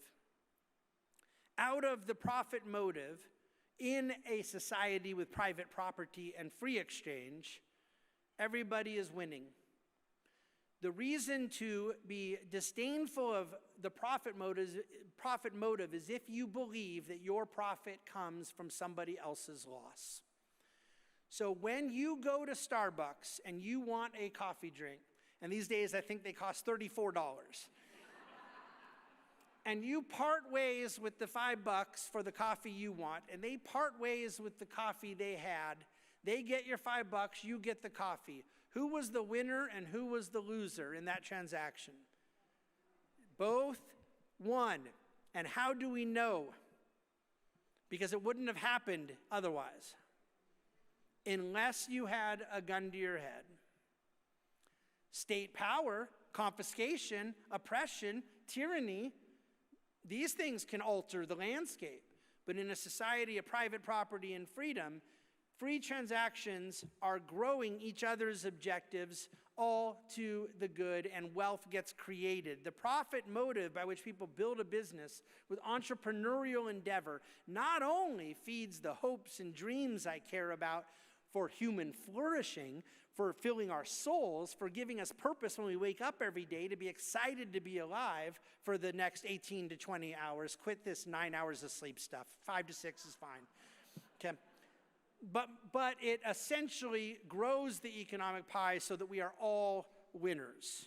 Number 3, a division of labor. You understand this is brand new, right? In the grand scheme of thousands of years of human history. We take it for granted. What do I mean by division of labor? You do not have to do what your mom and dad did for a living.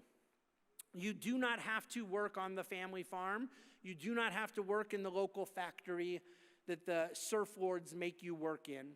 That your own unique giftedness, by the way, unique giftedness that is a byproduct of God making you in his image because he loves you and made you different from everybody else. That out of a celebration of a market economy, we can have a division of labor where one person might want to be a teacher, another person might want to go start a business that's going to fail and then later on start a business that's going to succeed. Another person might want to be an inventor, another person might want to be a financier of all of the above. But this division of labor, this specialization of our unique giftedness, talents, hopes, dreams, this is a unique element of market economy. Number 4, innovation and progress. Keep in mind, basically 100 years after our nation's founding, we had the Industrial Revolution, this great switch from an agricultural economy to an industrial. And then less than 100 years later, we began at scale a move to a digital revolution. These various transformations taking place all had one thing in common: more innovation, greater progress, higher standard of living for the entire society, not only for a unique aristocratic class. When we say we are against innovation and progress, what we are doing is undermining the conditions for human flourishing.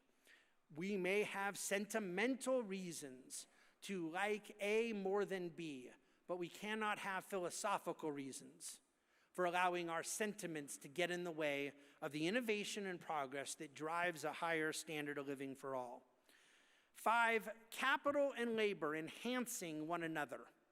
This is contra the essence of Marxism. The notion that capital and labor at odds with one another was the great class struggle of Marxism. But what we knew in the American dream is that capital fed opportunities for laborers, and laborers essentially brought their work, their talent, their time to the table. Those with capital needed their labor. Those with labor needed that capital. They were not against one another. They were aligned together. Can people mistreat other people because we live in a fallen world? Yes. Can there be sin, abuse, fraud? Yes, yes, yes. But the way in which the system is more naturally aligned, eliminating some of the internal struggles, is one of the great beauties of the system. Next, laissez-faire, the general basic premise of hands-off, that the government need not have an opinion on what you buy at Starbucks or don't buy at Starbucks. That the various elements of a commercial society, of how we trade with one another, very large companies, very small companies, one-on-one exchanges, that the general premise was that it could be between free actors who were free to reap the rewards and take the risks of their economic decision-making. That freedom created prosperity. Number, I believe I'm on 7 here, incentives.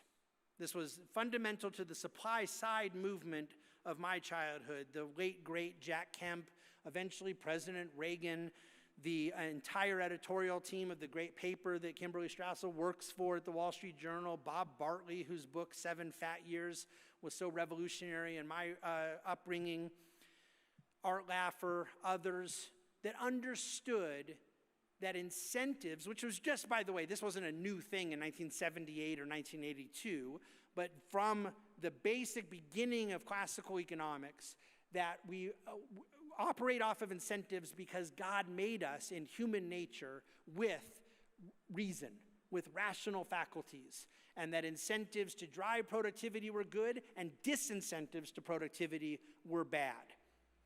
Number 8, knowledge, that we have a knowledge in time and place circumstances that make us qualified to make decisions that a central planner sitting at a perch in Washington, D.C. can't have. It's not just that they don't. It's not just that they shouldn't, that they can't have. This was the great contribution of Hayekian thought in the 20th century.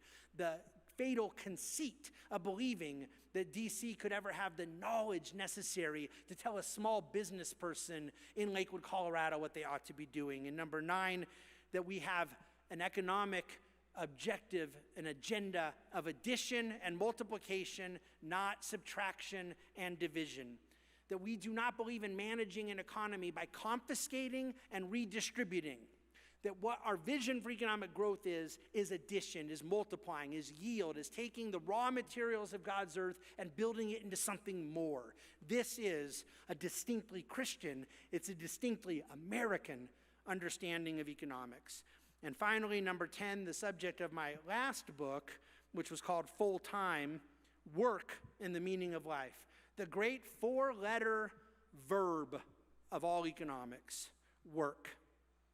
What God made us to do, to be economic actors, made in his image and likeness. This is not my language. In Genesis 1:26 through 28, they take a break from the creation account, stopping at verse 25, to set the table for God now getting ready to make man and woman. And he said, let us make mankind in our own image and likeness. 4 times in 2 verses. We now have the doctrine of imago Dei. We are made in the image and likeness of God. And what does it mean? What is that language referring to? To our capacity to be fruitful, multiply, fill the earth, to steward over the earth, to rule over it, to grow it, to build universities, to build technology, to learn how to do things with the raw, unfinished materials of God's creation, that we can create a better life for ourselves, for our families, for generations to come. This was what our founding fathers understood about economic liberty, about the aspirational society. This Genesis 1 understanding of work is fundamentally an economic and theological concept. We cannot undermine this celebration of free enterprise, of the market economy, and ultimately of human flourishing with advocacy of a big state, of regulation, of populist sentiments that interfere with freedom and aspiration. We cannot pile on capital markets because we don't like people on Wall Street. If we want to preserve freedom and reignite the American dream, we will celebrate these 10 tenets and understand historically that they were vital to this, the greatest nation on God's green earth. Thank you very much. Thank you all. Please welcome Colorado Christian University student Calvin Schmidt.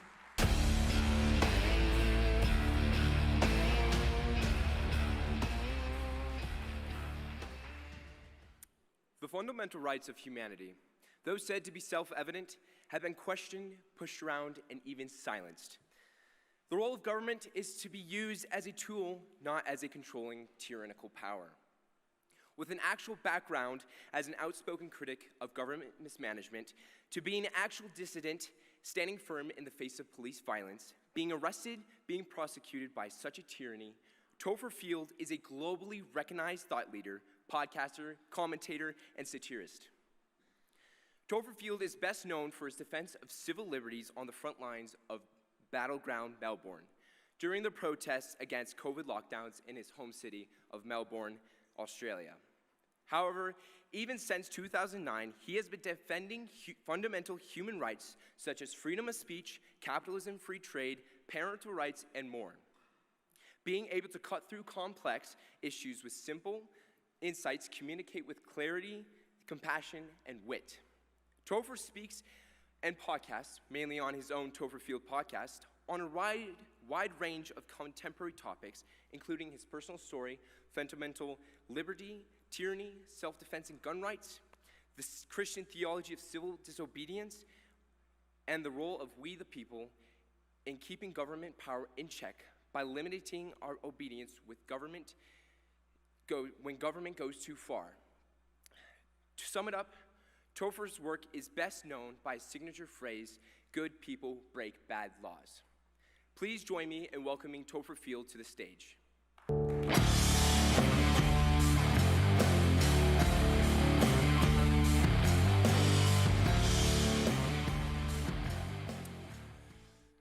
Happy 250th birthday to the United States of America. Give yourselves a round of applause. The land of the free because of the brave. Quick question, I'm not trying to start nothing, but do you believe that if America keeps going the way that it has gone over the last 100 years or more, that you will still be the land of the free on your 500th birthday? Not a lot of hands. Some of you wonder if you're still the land of the free now. And that's a fair question. See, King George III would be jealous of the amount of surveillance, the standing armies, the taxation, and the lack of representation that you endure from your American government today. If I may borrow a movie meme, your own government has become the very thing that your founders swore to destroy. Now, I'm not here to tell you that you're wrong and I have the answers. I'm here to tell you, America, you're in danger. But you have the answers. Your ancestors already showed you what you must do.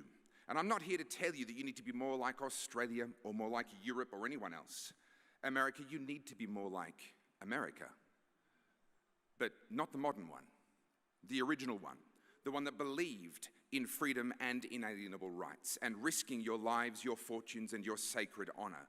The one that was built by your founders who stood up against the most powerful government of their day for the purpose of giving freedom to you and your descendants for as long as you can keep it.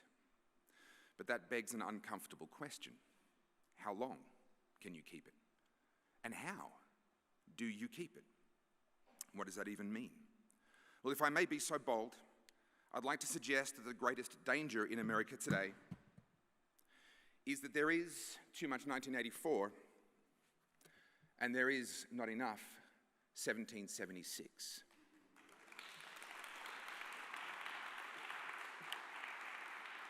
There is too much government power at every level, and there is not enough limits, real limits, effective limits.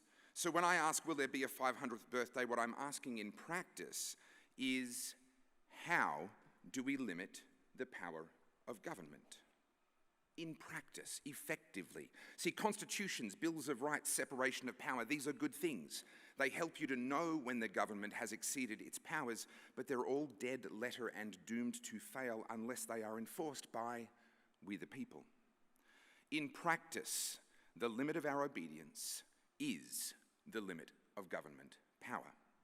If you truly believe in limited government, then you must also believe that there is a point where you will limit your obedience. One follows the other. Now, civil disobedience is not a replacement to political action and to law reform. It is a force multiplier, a backstop for those other efforts. Peaceful, non-destructive, strategic civil disobedience makes all of these other strategies more effective. But it is also the final, essential means for achieving peaceful revolution. And no one should contemplate violent revolution without first exhausting every peaceful alternative. Civil disobedience as a strategy must not be ignored by those who seek to make change, nor should it be simply dismissed and disregarded by those in power. Because if that happens, as President Kennedy rightly warned, those who make peaceful revolution impossible will make violent revolution inevitable. This is a key part of how you keep it. A republic, if you can keep it, as Benjamin Franklin warned Elizabeth Willing Powell in 1787, limiting your obedience when government exceeds its legitimate functions is how each generation, it's a key part of how each generation must fight to preserve and protect your freedom. It's how you keep alive the spirit of 1776, not as a historical reenactment, but as a living part of who you are today, by your willingness to say no and limit your obedience. But you may be wondering, what right does this outsider, this Australian, have to come into America and speak to us about civil disobedience and about the spirit of 1776? Good question. I lived as a dissident for 18 months as my home city of Melbourne, Australia descended into madness during the COVID panic in 2020 and 21. You're watching a montage of scenes. No, you weren't watching a montage of scenes. Why is that not playing? Guys in the back room, can you get that playing for me, please? That doesn't seem to want to play. Hopefully they can get that playing for us. You should shortly be watching a montage of scenes from my documentary Battleground Melbourne, which has won 14 film awards around the world, telling the story of courageous Australians as we limited our obedience at great cost. We were under lockdowns for over 570 days, and our lockdowns were deeper and longer and more violently enforced than anywhere else on Earth outside of China. I spoke out from the start. Because of my public profile and my viral videos opposing lockdowns, I was invited to speak at the very first publicly advertised illegal anti-lockdown protest. Now, I'm not much of a protester. I wasn't raised that way, but I figure if there's any time we ought to be engaging in protest, it's probably when the government tells us that we can't. I accepted the invitation with some fear and trembling because posting videos online isn't the same thing as becoming a dissident. Let me try this one more time. No, that really doesn't want to play, does it? Okay. Hopefully the other videos will work. Otherwise, we're going to have an interesting time up here. Because posting online isn't the same thing as becoming a dissident, a criminal, at a time when the atmosphere was thick with fear. But I said yes to the invitation. And on the morning of the protest, I advertised it on all my socials. Then I got in the car and I began a 1-hour drive to the location while my stomach was churning like a washing machine. All my life I'd been a good boy, a conservative pastor's son, ex-infantry with an honourable discharge. I had no criminal record, no drugs, nothing. If I spoke at this illegal protest, if I limited my obedience in this moment, my life would be forever changed in ways that I could not yet guess. When I arrived at the location, the police were already there getting ready. Ready to do what? Well, none of us knew yet. None of us knew the violence and the tyranny that was going to so quickly overwhelm us. All I knew in that moment was that if I walked across that street and into that park, my life would never be the same. And it would change in ways that I could not control. And also, I would probably not make any meaningful difference. It was all risk, with little chance of any reward ever. I sat in that car for longer than I would like to admit. We all want to believe that we will be courageous, that we'll be the ones that speak out, that act, that take a stand. But let's be honest, we don't know who we are until we get tested. As I gripped that steering wheel, I was afraid to get arrested, sure, but I was more terrified that I was about to discover that I'm a coward. I was tempted to just delete my posts on social media, drive home, and pretend that it never happened. Hardly anyone would know, except that I would know for the rest of my life that I'm a coward. So instead, I pulled my phone out of my pocket and I started a live stream on Facebook. Now, everyone was locked down, so they had nothing better to do, and very quickly I had over 1,000 people watching live. And I told them where I was, and I told them what I was about to do, even when I still wasn't sure I was actually going to do it. I'm at the protest location, I'm going to get out of my car, I'm going to walk across that street, I'm probably going to get arrested, I don't know, but I'm going to do it anyway. That's what I told them all. I put myself in a position where if I was a coward, the whole world was going to know. I bullied myself with accountability from strangers on the internet, but you know what? It worked. And I swallowed my fear of arrest, and I got out of my car and I marched across that street and I faced the unknown. Now, amazingly, the police actually left us alone that day. It was very early in the piece and they didn't know what to do either. And so we held a small but successful protest, and hopefully this video works. This is what I said in April 2020. Yet what we're seeing from Daniel Andrews now is bullying and intimidation. An unprecedented power grab. This virus will pass. But the massive debt and the unprecedented power grab that we have seen will affect Victorians and Australians for generations.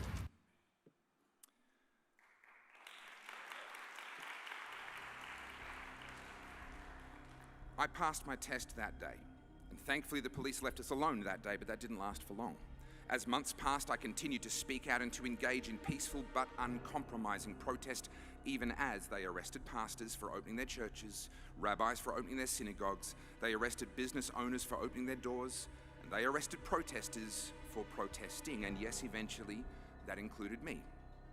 But long before my arrest, the police used to come to my home regularly because I was speaking out, and they were trying to intimidate me. Now, I never knew if they were there to arrest me like what they did to Zoe Bueller and to so many others, but every time they came to my front door, I was polite, but I did not compromise. So do you have a reason for attending those protests? Yeah, because it's a human rights violation that we're locked in our houses. Short and to the point. I spoke at many protests, and over the 18 months of lockdowns, our numbers grew into the tens of thousands. But as our movement grew, the police violence grew with it. The police began to use Bearcats, armoured vehicles. They carried out random shootings with rubber bullets. There were beatings, hospitalizations, and if they managed to corner any protesters, they would ensure that the arrests were violent. But I want to be clear, it was not the protesters bringing the violence, it was the police. But despite the danger of arrest, the danger of injury, we did not stop. For 18 months, things escalated until there came a fateful day when we took refuge at the Shrine of Remembrance, our war memorial. And it wasn't our desire to come back here, but when they started using the anti-terror squad and driving the Bearcat through the streets of Melbourne, labelling people who are simply political opponents of the government, labelling them as terrorists, well, unfortunately, we were left with very little choice. We appealed to our history, to appeal to our ancestors, to appeal to the freedoms that they fought for, that we inherited, and right now we are letting slip away in our generation, and I won't stand for that, neither will all the people here.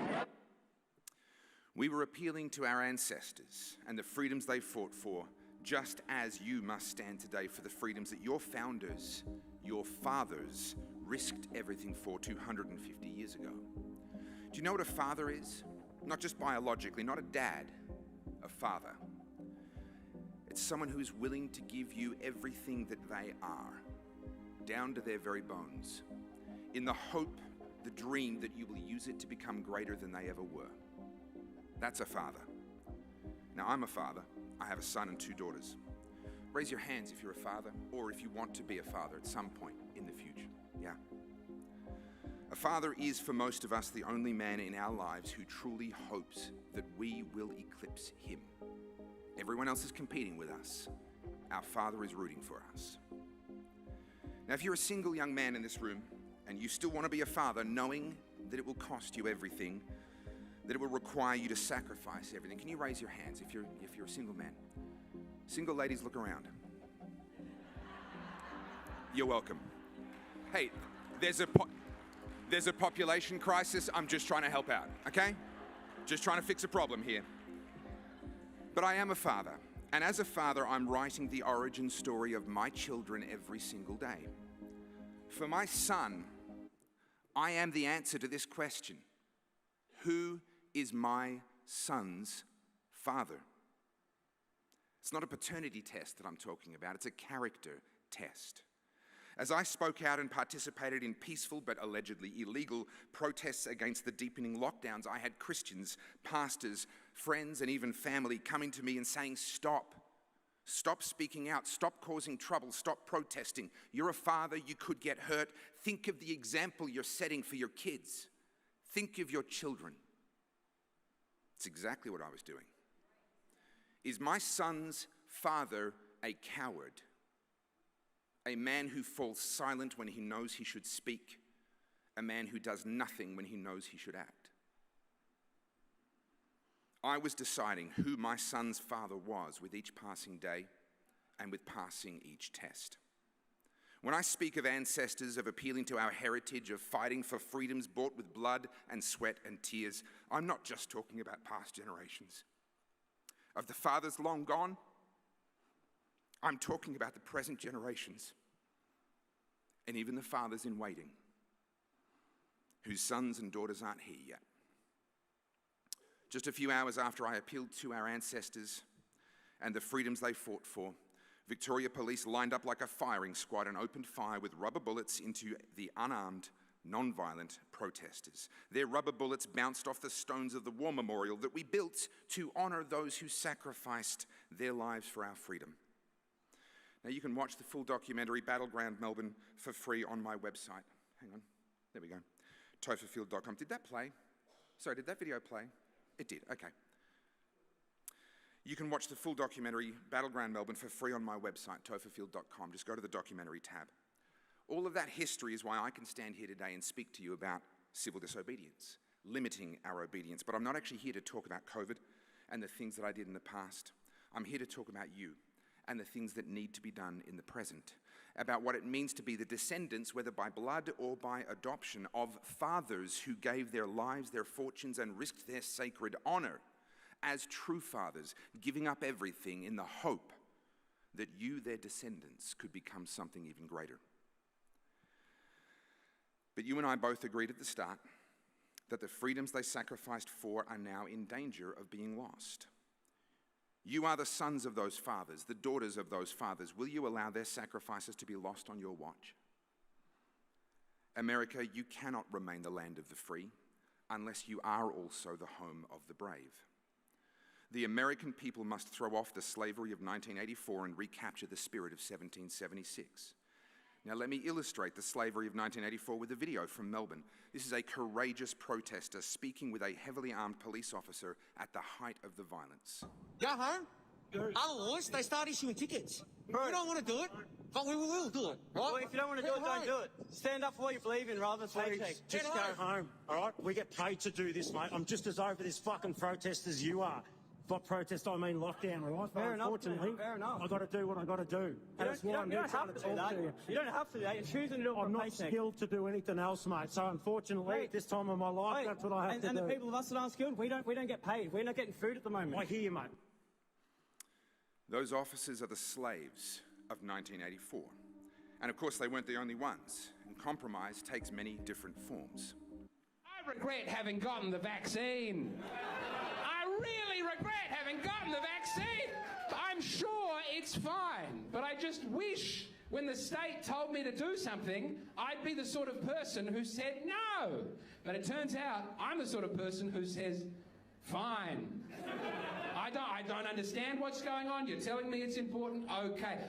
And all they had to do was say, you won't be allowed to go into pubs for like a month. And I was like, put it in me. That's what I'm upset about, is that I had a principle temporarily.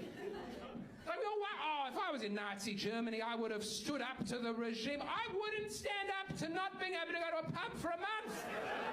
I would have been like, Anne Frank, she's in that attic there. I saw her. It doesn't matter what the point of principle was. The point is I would have been a chill. And that I have to live with that for the rest of my 3 or 4 more years before I have a heart attack. Compromise is tempting because it rewards you today, makes things easier, better, but it punishes you for the rest of your life. Doing the right thing, it'll cost you. It'll cost you today, but it rewards you for the rest of your life in ways that money can't buy. I want to contrast those people we just saw in those videos with one of my personal heroes, Claudette Colvin. Who's heard this name before? Who knows who she is? Not many. I wish so many people, more people knew. Rosa Parks credits Claudette for giving her the idea of protesting by not moving to the back of the bus. But unlike Rosa, Claudette never got the credit she deserved, and the reason why is important. She was a precocious, difficult 15-year-old black girl in Montgomery, Alabama, who got arrested for refusing to move to the back of the bus. Now, that was civil disobedience. And historically, we look back and say, well, she was right, and she was courageous, and she did it early before Rosa Parks did it. But the person who goes first is, by definition, an outlier. They're different to the rest of us. They are a risk taker, which means they are a mistake maker. First movers bring baggage. They're a package deal. Claudette Colvin was found to be pregnant out of wedlock as a black teenager in segregated America after she was already being prosecuted by the police for refusing to move to the back of the bus. She was just about the worst person you could imagine. She was rejected by her family, her church, and her community, and she moved to New York to start a new life with no friends, no family, as a single mum with a criminal record hanging over her head. Outliers, people who are willing to go first, they come with baggage. They make mistakes. Sometimes they're very much disliked. Sometimes they're very hard to defend. Which brings me to the title of chapter 13 of my first book. Forgive me, but chapter 13, In Defense of Assholes. Now listen, I'm not being crass. I spelled it with an R, and that makes it sophisticated, okay? First movers are outliers. They usually have ugly pasts, and there are people out there who don't like them, sometimes for very legitimate reasons. And when they go first, even when they go first and they're right, They get attacked. They're very easy to attack. The 2 minutes hate is very easy against people who are psychologically predisposed to be first movers, to be the first one to stand up and say no. But without those people, no one goes first, and the tyrants win. We need them. Here at the Western Conservative Summit, we've heard from so many incredible people, too many to name, and there's still more to come. People that have showed courage, stood their ground, and said no when saying okay would have been so much easier. And in almost every case, what did the media say about them? People in power, people from their past, anyone who could get 5 seconds with a microphone or in front of a camera. Well, the exact language may vary, but it was pretty much that's pretty much what's been said about every one of these heroes that we've heard from. If you are going to keep your government limited, if you are going to limit your obedience, then you either need to be willing to be called one of these, or you have to be willing to stand strong beside someone who's being called one of these. See, nice guys don't change the world. The people who do change the world are going to be called that by the nice guys who are standing by doing nothing. There's no other way. Claudette was excommunicated by her family, by her church and town, and she lived her entire life as a convicted criminal. Her conviction was not overturned until 2021. She paid a terrible personal price for limiting her obedience, but Claudette doesn't focus on what it cost her. She says, I was a spark and it caught on. Living by your conscience will cost you, especially if you're willing to go first. Believe me, I know. It'll cost you in ways you cannot imagine. And as you pay that price, you don't know in advance if your actions are going to make any difference at all. But I was a spark, and that spark caught on. That is the spirit of 1776. Now that detail, the fact that you don't know in advance whether you'll make any difference at all, whether there will be any reward after all of the risk, that detail matters. Because we are called by God to be faithful, to do what is right, irrespective of the likely outcome. Raise your hand if you're familiar with this photo, if you feel like you've seen that before. All right. It's rows of German dock workers doing the Nazi salute during the lead up to the Second World War. You might recognize it better if we zoom in on this guy. Now do you recognize it? That one guy refusing to do the Nazi salute, instead folding his hands across his chest in defiance, his name is August Landmesser. Now he was killed in action in 1944, forced by the Germans to fight in a prison regiment where they basically got sent out to die as punishment for resisting the Nazis. Here's the thing. August Landmesser wouldn't have known that there was a camera there that day. He didn't know that he would become an eternal symbol of courage, of doing what is right when your government is wrong, of limiting your obedience. He didn't do this for the camera or because he was confident of an outcome. He did it because it was right, and that made it worth it, irrespective of the outcome. Who can tell me where this photograph's from? Tiananmen Square, 1989, when the Communist Party massacred university students. Look at all the tanks and the troops amassed in the background. And maybe it's a bit too small in this picture, but can you see that little guy down in the bottom left, standing in front of the lead tank? That's Tank Man. He wasn't even one of the protesters. He's just got shopping in his hands, but he stood his ground and brought that column of tanks to a halt, and in the process he became a symbol of courage that is known around the world. Again, he didn't know that journalists were on a balcony overlooking that road, photographing and videoing his courage from half a mile away. He didn't do it for the cameras. He did it because it was right. We have these photos because these men were faithful even though they had no reason to believe they would ever make a difference. But here's the key. They're not the only ones. How many more August Landmessers have there been? How many more Tank Man moments that only God himself has a record of? It wasn't seen by anybody else. God calls us to be faithful today, and he promises that he will be faithful tomorrow and every day. The only people who make a difference are the ones who take action without knowing whether they will actually make a difference. And they let God do with them what he chooses. We don't get to choose whether history sees our courage, nor do we get to choose whether or not our spark catches on as it did for Claudette. What we can choose and what we must choose is to be faithful, to be a spark, and to let God decide what happens next. I'll finish with a video clip from the greatest day of my life. The day I discovered that my spark and the spark of those few of us that gathered in that protest early in 2020, that spark had caught on. It was November 2021. 18 months of violent madness had passed, and we finally broke the will of Victoria Police, and they refused to continue their violent enforcement of the lockdowns. The lockdowns did not end because the government stopped them. Victorian Premier Daniel Andrews fully intended to continue the lockdowns for who knows how much longer, but they ended because Victoria Police refused to continue the enforcement because of us. We won. Thanks to courage.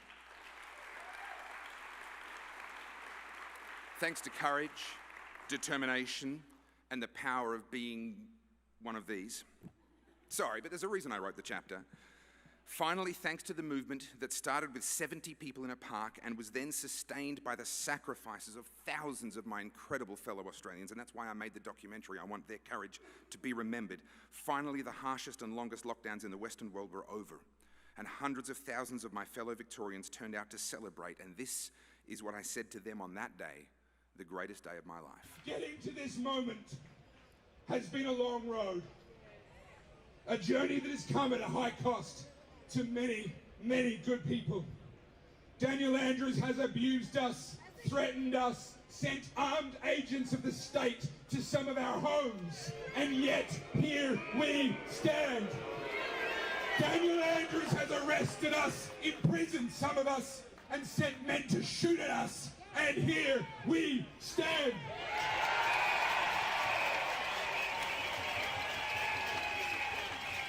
Daniel Andrews tried to break us, break our will with the full weight of his twisted so-called laws.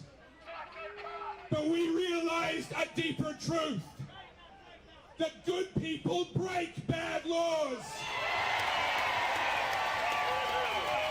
Future generations are watching us. They are reading about this moment in a history book, and they will go to you and they will say, "What did you do?" I am proud to say that I risked everything, and I will accept nothing less than freedom. Freedom for me, freedom for my children, and freedom for us all.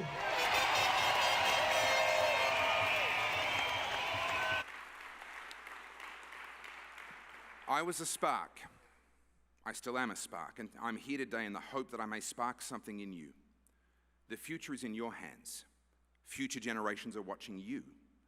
They are reading about the 250th birthday of the United States of America in a history book, and they're asking, what did you do? If America is to remain the land of the free, it will only be because of the brave. Not only the brave who fight against freedom's enemies foreign, but also the brave who stand up against freedom's enemies domestic. America, you are in danger, but it is not too late. The future is in your hands. Will you and your descendants become the slaves of 1984, or are you still the sons and daughters of 1776? And will your descendants be proud to say that they are sons and daughters of yours? Thank you.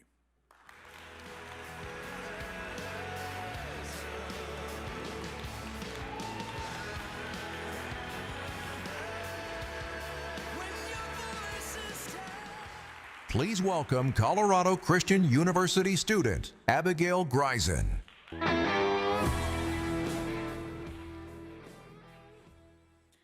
As believers in representative government, we would assert that it is the greatest and most sensible form of government. However, in an age of democratic backsliding and encroaching administrations, democracy requires defenders. One of those prominent, proactive international defenders is Daniel Hannan.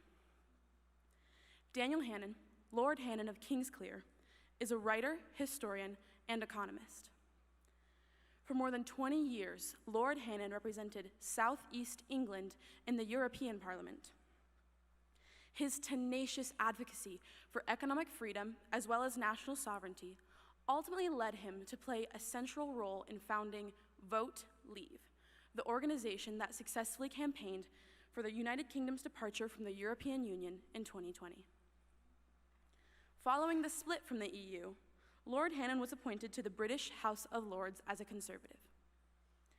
In April 2026, Lord Hannan stepped down from his party position and status to become the Director General of the Institute for Economic Affairs. He also serves as the President for the Institute of Free Trade, a Fellow of the Independent Institute, and a visiting professor at 2 universities. Lord Hannon is the author of 9 books, including 2 New York Times bestsellers, The New Road to Serfdom and Inventing Freedom, How the English-Speaking Peoples Made the Modern World. He contributes regularly to Reason Magazine and the National Review, and has weekly columns in the Washington Examiner and the Daily Telegraph. It is a privilege to hear from Lord Hannon today. Please join me in welcoming Lord Daniel Hannon to the stage.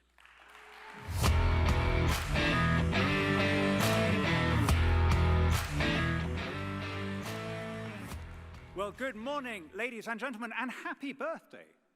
Happy 250th to every American here. Happy 150th to everyone from my favorite state in the Union, the home of Galt's Gulch, the home of freedom, the state with the most spectacular landscapes and the biggest skies and the friendliest people with the most generous souls and the largest personalities and the most rectangular borders in the entire country. It is... There's never been a time when I've left this state and I haven't slightly regretted that I'm not staying. I've always thought this is the most American of all the states, in the sense that what made America, that rugged, independent-minded spirit that drew people across the oceans, leaving everything behind, was then exaggerated, squared, cubed, when people then came here to hack a life out of this rich soil. You had every wave of self-selected migrants, from the 59ers to the people now fleeing the high-tax autocracy of California. By the way, a word of warning from Britain and from Europe. Make sure that these immigrants don't replicate the conditions from which they were fleeing in the first place. Integrate them into good citizens who believe in freedom and in the elevation of the individual above the collective. It's been my pleasure to be coming here some 20 years. There's a really vibrant conservative scene here, the Centennial Institute, the Independence Institute, the Leadership Program for the Rockies, all sorts of organizations that I've loved spending time with. And I hope you will allow me, as a non-Coloradan, to presume on that acquaintance to say a word or two about the man after whom this hall is named and who played such a brave role in changing the politics of this state through this university, Senator Bill Armstrong. Because my theme today is that you must keep the trust that was given to you by the founders, that the American miracle was not some kind of rocket fuel that then reaches orbit, that it's a constant work of reaffirmation. And Bill Armstrong struck me as exactly the kind of legislator, citizen legislator, that the authors of this country would have recognized and applauded. A lot of you in this hall will have known him personally. I never did. I've gleaned what I have to say from written sources and from talking to his friends. But it seems to me he had all of the characteristics that the founders of this country would have applauded. First of all, he understood the difference between education and credentials. He spent most of his time at high school working in independent radio. He barely graduated high school, but he was a deeply well-read and well-instructed man. His best friend, Terry Considine, who I'm very proud and honored also to call a friend, told me that for all the decades of their friendship, they would recommend books and send each other books. Let me say to the young people here, that is the surest way of maintaining a good friendship. C.S. Lewis once said, friendship begins when you're sitting next to somebody and you say, you too. Well, reading the same books is an extraordinarily powerful binding agent. He was a guy from the private sector in a way that they'd have understood. They'd have struggled to understand what Obama did for a living before he went into politics, but they'd have understood the idea of someone having succeeded in the private sector, then bringing his experience to the public sector. And he was a man of faith. His Christianity was unflashy, unostentatious, but also unflinching and unapologetic. And it was, I think, that faith that led to what we see around us, the transformation of what had been a trailer park into this extraordinary and beautiful space. It's all in Exodus 40:16. Thus did Moses according to all the Lord had commanded. So did he. If you have that vision, it will follow. Or in the slightly debased Kevin Costner version, build it and they will come. Because I think that is also the story of the American Republic. Build it and they will come. This extraordinary endeavor to take a dream of liberty and turn it into a functioning state, and then to plant the flag of that state on the moon. And now, as we hope for this country carries the loftiest dreams of mankind, to plant it one day on Mars. A republic that attracted tens, hundreds of millions of people from every continent, from every archipelago, in search of freedom and independence. That is a work of constant endeavor. You hold that inheritance on a repairing lease. Don't think that it's on autopilot. Now, some of you may be thinking, why is a British politician coming all this way to celebrate the 250th anniversary of what was, after all, a declaration of independence from the British Crown? We heard from Dave Kubel this morning about the ragtag army of farmers taking on the world's greatest empire. Wasn't the Betsy Ross flag raised in opposition to British forces? Didn't Paul Revere thunder through the townships of eastern Massachusetts shouting, "The British are coming"? Actually, no, almost none of that is true. Let's start with the last one. The entire population of Massachusetts at that time was British, right? When you go to Lexington and Concord now, and the tour guides say, well, the British were lining up over here and the Americans were over here, no one at the time would have understood those terms. This was a conflict within a single polity. What Paul Revere actually shouted in Medford and Arlington and so on was, the regulars are out. Or in one version, the redcoats are out. He was, in his mind, carrying on a very old struggle for freedom against an overbearing central government. The Virginia-born Lady Astor in 1940 said, the American Revolution was made by Englishmen in defense of British values against a German king. Now, I think the German king thing is a tad unfair. That dim and dutiful monarch, George III, as he put it, gloried in the name of Britain. Unlike his ancestors, he was born on British soil. We can perhaps forgive Lady Astor her little anti-German barb she was writing in London with Luftwaffe bombs raining down around her. But I think she was onto something. As Churchill said, the Declaration of Independence was in the main a restatement of ancient Whig principles.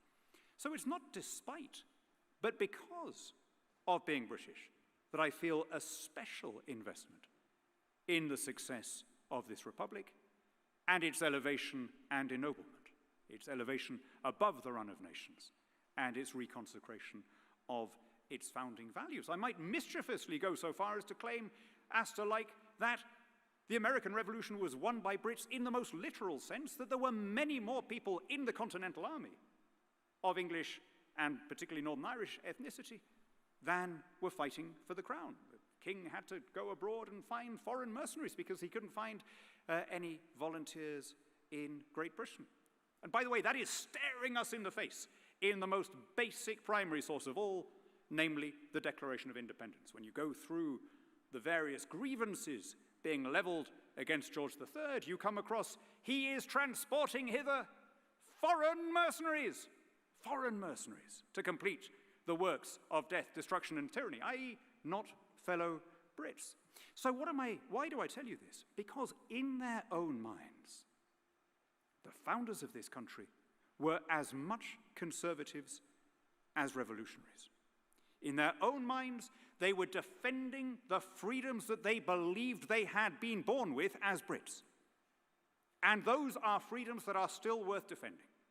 Habeas corpus and jury trials and equality before the law and regular elections and free speech and free assembly and free worship and the package that makes this the world's greatest republic.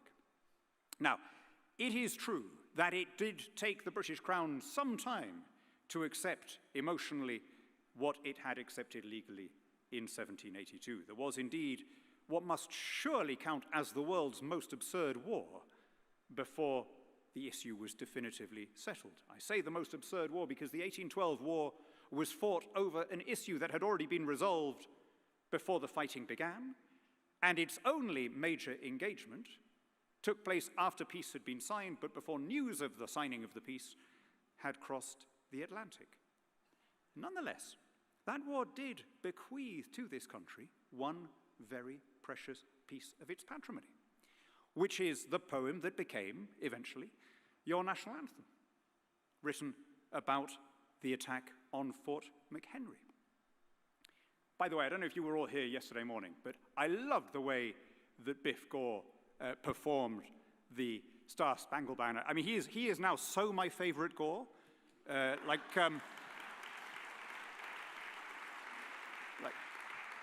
One Biff is like 2 owls plus a rook and a pawn, and like 3 or 4 Gore Vidals. But I want you just to think for a second about the way in which your national anthem begins and ends. It's fundamentally interrogative, right? It begins and ends with a question. Are we still doing this thing? Do we still mean it? A republic if you can keep it. And that's the real essence of what this meeting is about, of what the Centennial Institute is here for, and why all of us are gathered in this hall now. It's about ensuring that the extraordinary privilege of your inheritance is not squandered, but is strengthened and secured and passed on. It took a long time for the Star Spangled Banner to become accepted as the national anthem. I don't think it was until President Hoover's time. There was a big thing in Ripley's Believe It or Not. You know, we're the only country that doesn't have one of these, and then there was a big petition. But I think that in adopting this fundamentally interrogative poem, you knew what you were doing. You could have gone for the Battle Hymn of the Republic. You could have gone for something much more assertive, but you chose to keep the question marks there. Does that Star Spangled Banner yet wave? Are we still committed to the principles that made this country rich and great and free? And I want us to think for a second about what those principles are. And why is it that people continue to want to come here, especially here to Colorado? But why is it that you have, if you like, the very good problem of having to control migratory pressures? Believe me, you would not want the opposite problem of net emigration. Show me a country that is losing population, and I will show you a place that you wouldn't want to live. Or flip the question around. Why has no Mexican president in all the decades of that country ever had to say, I'm going to build a wall to stop all the gringos coming here, and the Yankees are going to pay for it, right? Why has the pressure all been one way? It's not because of some magical property in your soil or your skies or your water. It's about the institutions and what that does to the people who live under those institutions, regardless of where their grandparents were born. I say this with some feeling because I was actually born in South America. I therefore have all the requisite credentials when my time comes to settle in Colorado. Ya hablo español. But I want you to ponder the I think, underappreciated fact that you are still, at your 250th anniversary, you are still on your first constitution. In my native South America, there have been more than 200 in that time. And I just want to think for a second about how remarkable your achievement is, because it's the US here that is the outlier. It's not Bolivia or the Dominican Republic. Right? It's the most natural thing. We're a tribal species. We're a species of social primates. It's the most natural thing to care more about outcome than about process. To say, we're the good guys. Our team is in office now. We don't want those idiots taking over and ruining our achievement. And so let's rig the rules in such a way as to ensure that we have the power and that our country is safe. Right? So even though, Most South American republics became independent, let's say, between about 1810 and about 1822. By then, the US model was already seen as successful. Almost all of them copied versions of your constitution, but they couldn't keep to it. They lurched from one autocratic government to another, from dictatorship to revolution and back to dictatorship, with one or two exceptions. Because that's how most people are, and that's how most places are, and that's how most of human history has been, except here.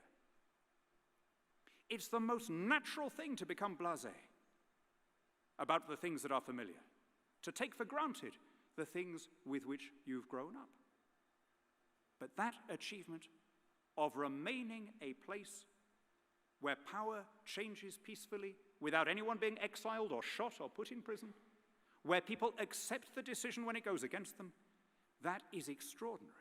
It's counter-entropic, and it requires constant labor to keep it that way. It's a very unnatural thing to say, because I value the process more than the outcome, because I believe, in John Adams's words, in a government of laws and not of men, I will accept the things that go against me. I will pay the taxes that I regard as foolish taxes, which almost all of them are, by the way, but nonetheless, we accept the rule of law. I will obey the stupid laws and try and change them democratically and properly, and I will accept election results when they go against me. These things are not easy. In most of the world, they don't happen at all. The idea of having a primary loyalty to a desiccated piece of parchment hanging in the National Archives in DC, rather than to the real flesh and blood leader of your tribe, of your faction, well, that takes constant education and acculturation. It requires us to be taught counterintuitive things, because we won't tumble to those conclusions ourselves. But the moment you lose that belief, you lose the Republic and everything it stands for. The moment that those parchments in the National Archive become only parchments, rather than a living covenant, well then, the National Archive building ceases to be a temple and becomes a tomb, and this country becomes just like anywhere else, calling for opponents to be locked up, refusing to accept election results when they go against you, and constantly looking to have your outcome and your people in charge regardless of what the rules say. I'm afraid we've got to the point now where it is becoming a tendency for every losing party now to challenge an election result. My friends, you've got to stamp on that. You let that take root, and before you know it, this is no different from Bolivia or the Dominican Republic with their dozens of constitutions. And I say that with particular force as a British Conservative, right?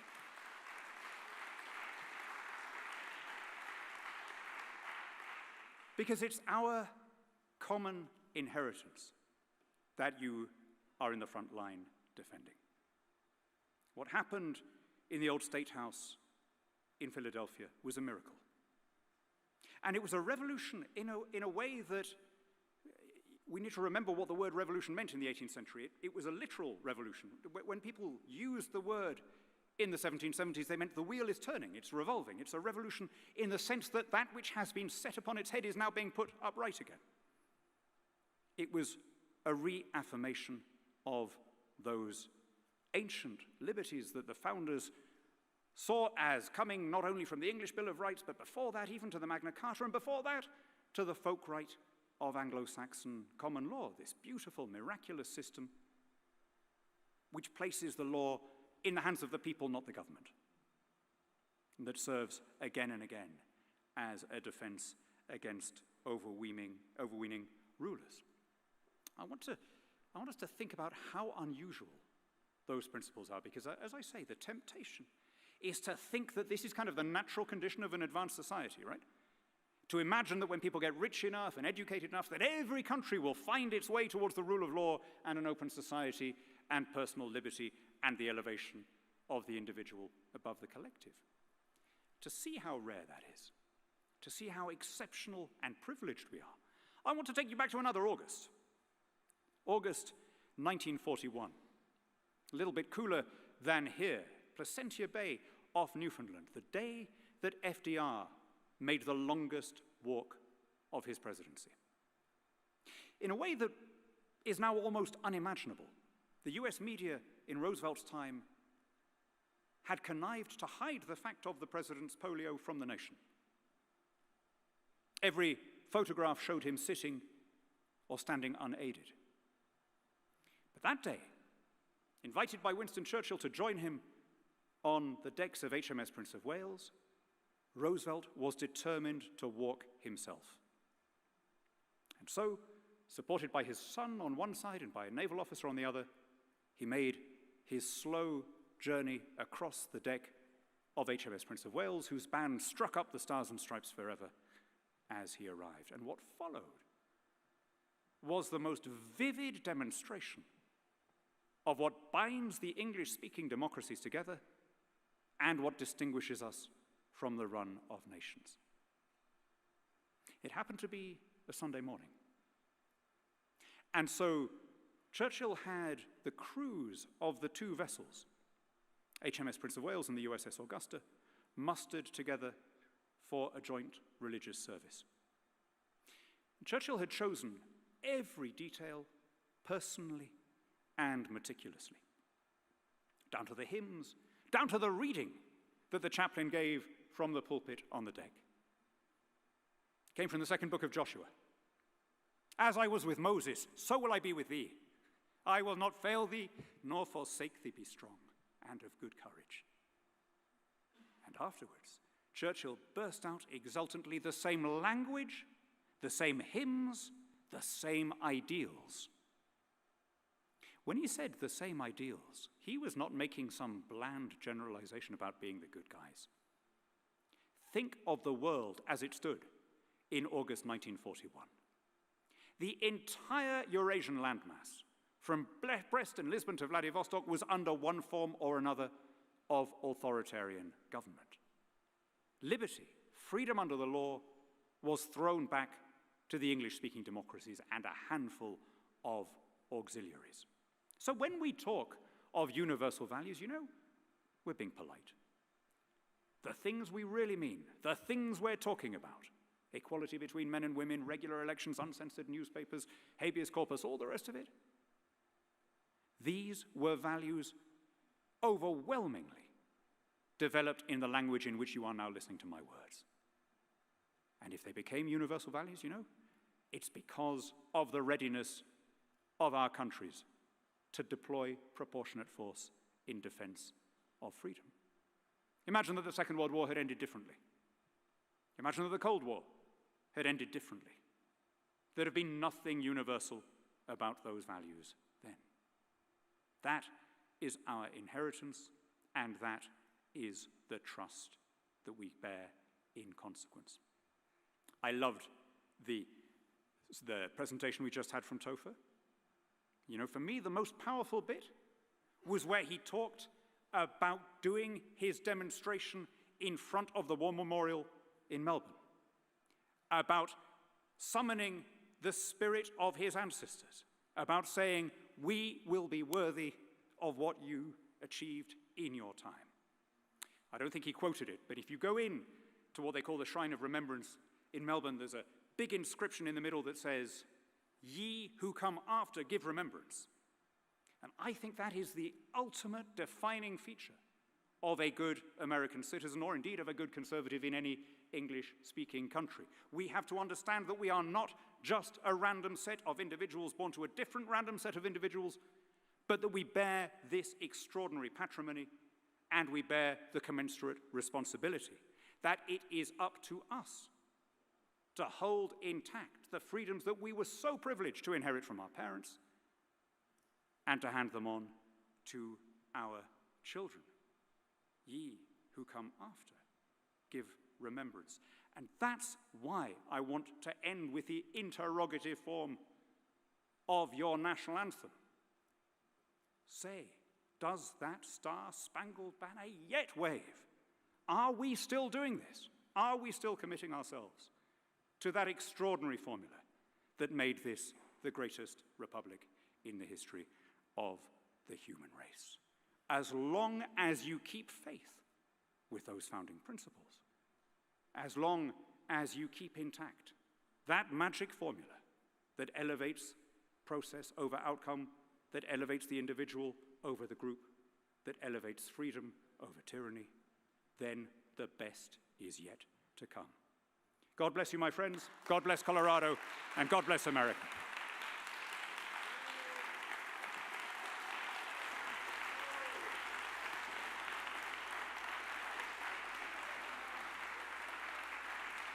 Please welcome the co-founder of the Texas Public Policy Foundation, Fritz Steiger.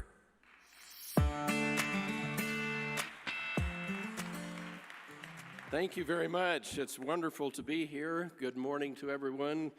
What an honor and a privilege for me to participate in this very impressive Western Conservative Forum. And to talk about and participate in a discussion on probably one of the most important civil rights issues and education reform issues of our generation. That's school choice. And I know, hearing from Senator Sass and then from Kim Strassel this morning, the response from this audience has been overwhelmingly excited about the whole issue of school choice.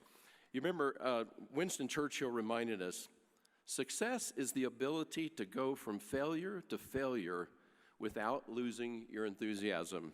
Those of us that have been involved in the school choice movement for a long time totally understand that, because we have had many failures, but we're beginning to see many successes along the way. And there's great enthusiasm for this issue. We never thought that it would take 36 years when we started the Texas Public Policy Foundation back in 1989 to get a school choice bill passed. We thought it was a simple idea. We thought everybody would be excited about it, and we started talking about school choice in the public arena. In 1991, we asked a state legislator in Texas to introduce a voucher bill, which we thought was very simple, into the Texas legislature. It never got out of committee. And we began to wonder, well, wait a minute, maybe there's not the same enthusiasm. We started a privately funded scholarship program in 1991 called CEO Foundation. CEO stood for Children's Educational Opportunity. We knew that CEOs of companies were frustrated they couldn't get good quality employees to work in their companies because they didn't know how to read, they didn't know how to write. And so we launched this program with a $5 million grant for 1,000 students in low-income inner-city San Antonio. Within 1 week, we had 5,000 applications. Hooray, we thought this will definitely convince the legislature and the media and opinion leaders that parents want school choice. But no. I will say, after hearing our previous speaker, I think it was a seed that was planted, that began to grow, because within a few years, we had eight cities around Texas that were starting programs. Milwaukee had a program, and Indianapolis had a program. I got a call from John Walton, who was a member of the Walmart family and a friend of mine. I had known the Walton family, worked for them back in the early part of my career. And John Walton said, we want to get involved. We want to see this thing spread all over the United States. And so they gave us a $2 million grant, and we launched a new organization called Children First America. And over the next 7 years, we started nearly 100 programs. We helped business leaders and philanthropists and individuals that really wanted to see this demonstration model, people that wanted to put their money where their mouth was and to say, we will show the legislature, we'll show the media and the opinion leaders that parents want to have school choice. One of those programs, I'm pleased to say, was here in Denver. We met with Alex Cranberg back in year 2000, I believe, and met with some other business leaders, and the program called ACE Scholarships was launched at that time. And so it's been it's one of the largest organizations now, the ACE program is, in helping launch privately funded scholarship programs. So there's been many legislators, many governors, many parents, many philanthropists who have gotten behind this issue and have not lost their enthusiasm for doing what's right for children and for parents and giving them the opportunity. These people have been in multiple states, if you've heard, all over the country. You remember William Wilberforce, who fought in Parliament. to abolish slave trade first and then slavery. And it took over 20 years for him to abolish slave trade in the Parliament, and then another 20 years before slavery was actually abolished. And so it took a lot of perseverance and a lot of conviction and a lot of endurance. And I'm pleased today that we're able to have some really courageous leaders who are leading organizations and doing great work in the school choice movement to join me on stage today for a panel discussion. And I'm going to introduce them more in depth when they get here. But Mandy Drogan and Norton Rainey and Luke Ragland will be joining me for a panel discussion. So please welcome them.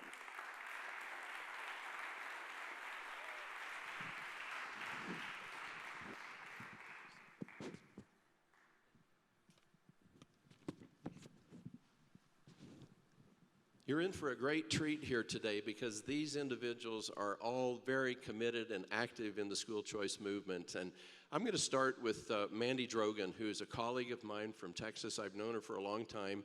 And she's been working tirelessly with parents and with the legislature and with the governor to get this scholarship tax credit or get the educational savings account passed in Texas. So I'd like to start and just have Mandy take a few minutes and talk about what you're doing in Texas and what it's taken to get this piece of legislation passed. Sure, well, thank you. Well, it took 34 years of failure for us to realize that this is a parent issue, not a legislative issue.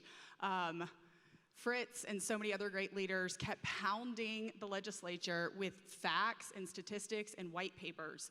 And I have a background in the political arena, and I realized that the only way that we are going to truly change the legislature, who is beholden to what I call the education cartel, that wants to keep children trapped inside a school to learn their values, to learn the issues they want them to care about, was to take it back to the parents. The parents who have the God-given right to direct their children in their education, in their raising, so that they may go in the way that their parents deem best.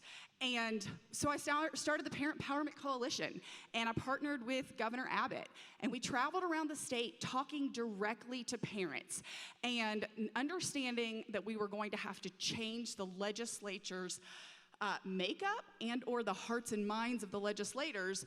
We targeted, this is kind of the quiet part out loud now, we created a list of what we called the yeses, and they were in green, and we created the noes, and they were in red, and then we identified that movable middle. What would it take to get 76? That's the magic number. That movable middle, those legislators that maybe privately had said, I really support you, I know parents should be the ultimate decision maker in their child's education, but you know, and the you know is always the unions, the lobbyists, the associations, the education cartel that needs to trap children either because they want the money or they want their minds. That was our movable middle. So we went into their districts, we invited thousands of parents from across their district and around the area, their voters. I don't know who originally sang it, but if y'all remember the Alan Jackson song, I'd like to help you, son, but you're too young to vote. We knew if we could pack houses with voters and with the governor sitting there and saying, I want to do this, and get them on stage, invite them on stage and say, you want to sit next to the governor because that's a big deal. You want him to talk positively about you, that's a big deal. You're going to have to support empowering parents with choice. Now, several of them were pretty naughty. After we went through multiple legislative sessions and multiple special sessions and gave every opportunity, every carrot that there could be given, the governor threw down. We did a call with pastors from across the state of Texas, hundreds of pastors that we had latched arms with to help lead their parents, lead the patriots and their parishioners on this mission. And he said, we're either going to do this the easy way, which was going to be to provide an additional $7 billion to the public schools, because that's really all they cared about, y'all.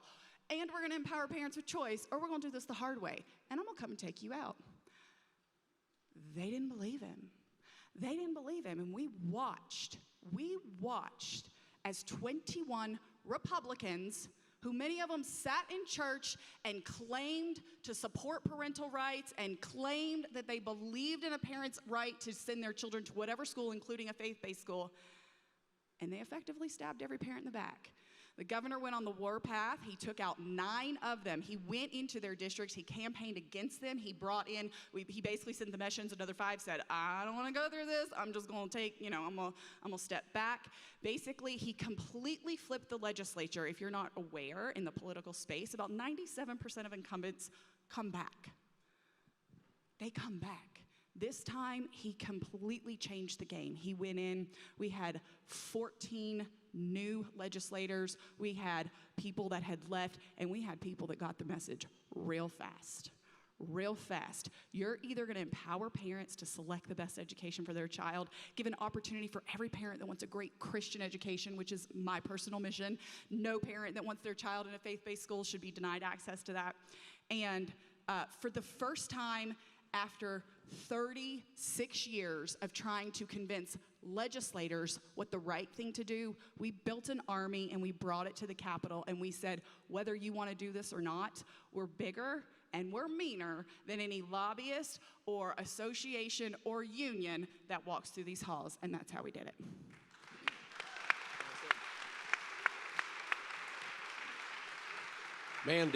Mandy is just a mom, but she's a fierce mom that's fighting not only for her own children, but for the children of Texas and for the children of the United States. Norton, you've been in this battle for 20 years. You've been leading the ACE Scholarship Program and doing a fantastic job. You started out 20 years ago. Where are you today? How long has that struggle been? And what are you looking at now? What are you excited about the privately funded scholarship program? Well, thank you, Fritz. It's great to be here today. We are so honored to talk about what we think is arguably the most important issue in America, and that is the education of our children and making sure that our parents have access to the right school for their kids and not being denied that right.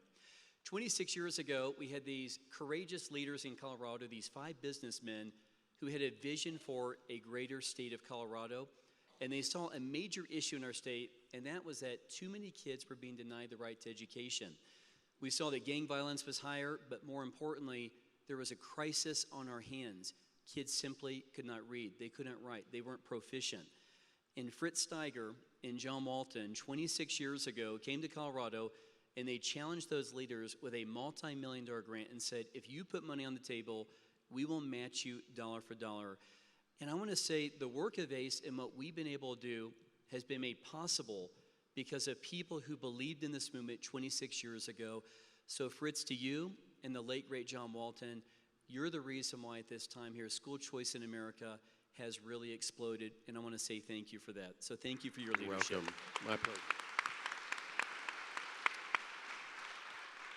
In our first year, we gave out 500 scholarships. It was an experiment. It was an idea that we would show by example our kids could do well when given the opportunity to go to a good school. Actually, the vision was that ACE would be out of business within 3 years. You see, we had a master plan, and that was to pass vouchers in the state of Colorado. And in the year 2003, we accomplished that under the leadership of then Governor Bill Owens, only to see that program overturned by the state Supreme Court. We were devastated. We knew this would be an opportunity for every child in Colorado to live out their God-given opportunity and talent, and it was taken away from them. So we doubled down, and we started helping out thousands of kids. And along the way, we learned something, and that is that this is not an experiment. Like we talk about America being this great experiment. We know America's the greatest country on the planet. We know that education reform is the most important thing we can do for kids. And we started seeing our kids graduate from high school at a 99% rate. They were going to college.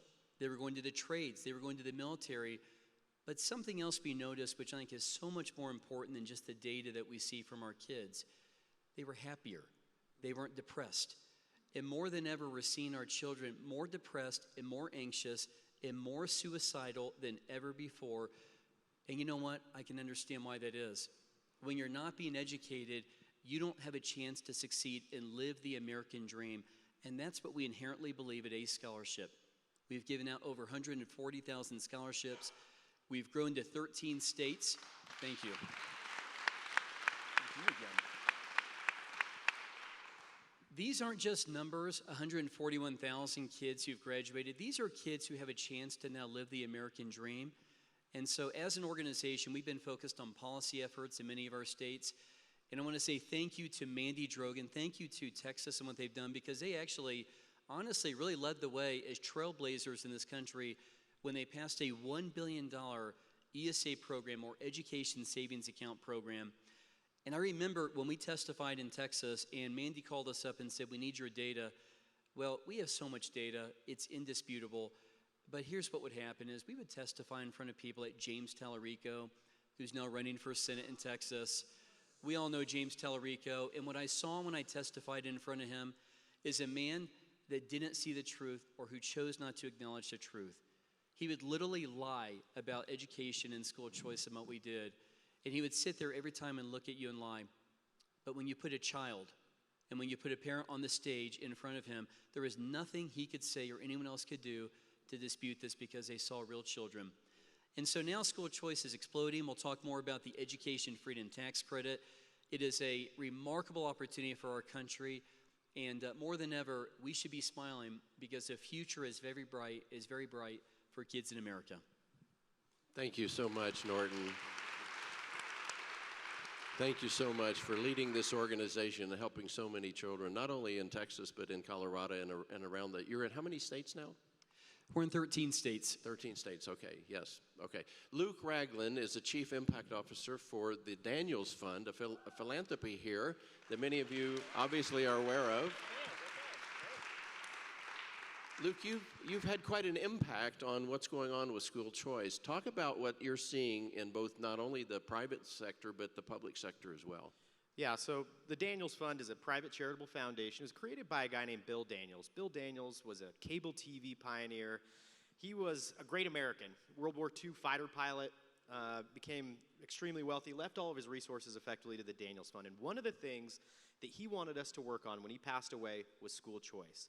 Bill Daniels became a fan of school choice in the 1990s. He was kind of ahead of the game. He saw this coming. He was an innovator and an entrepreneur, and he saw that this was the way, because he cared deeply about young people, especially underserved kids.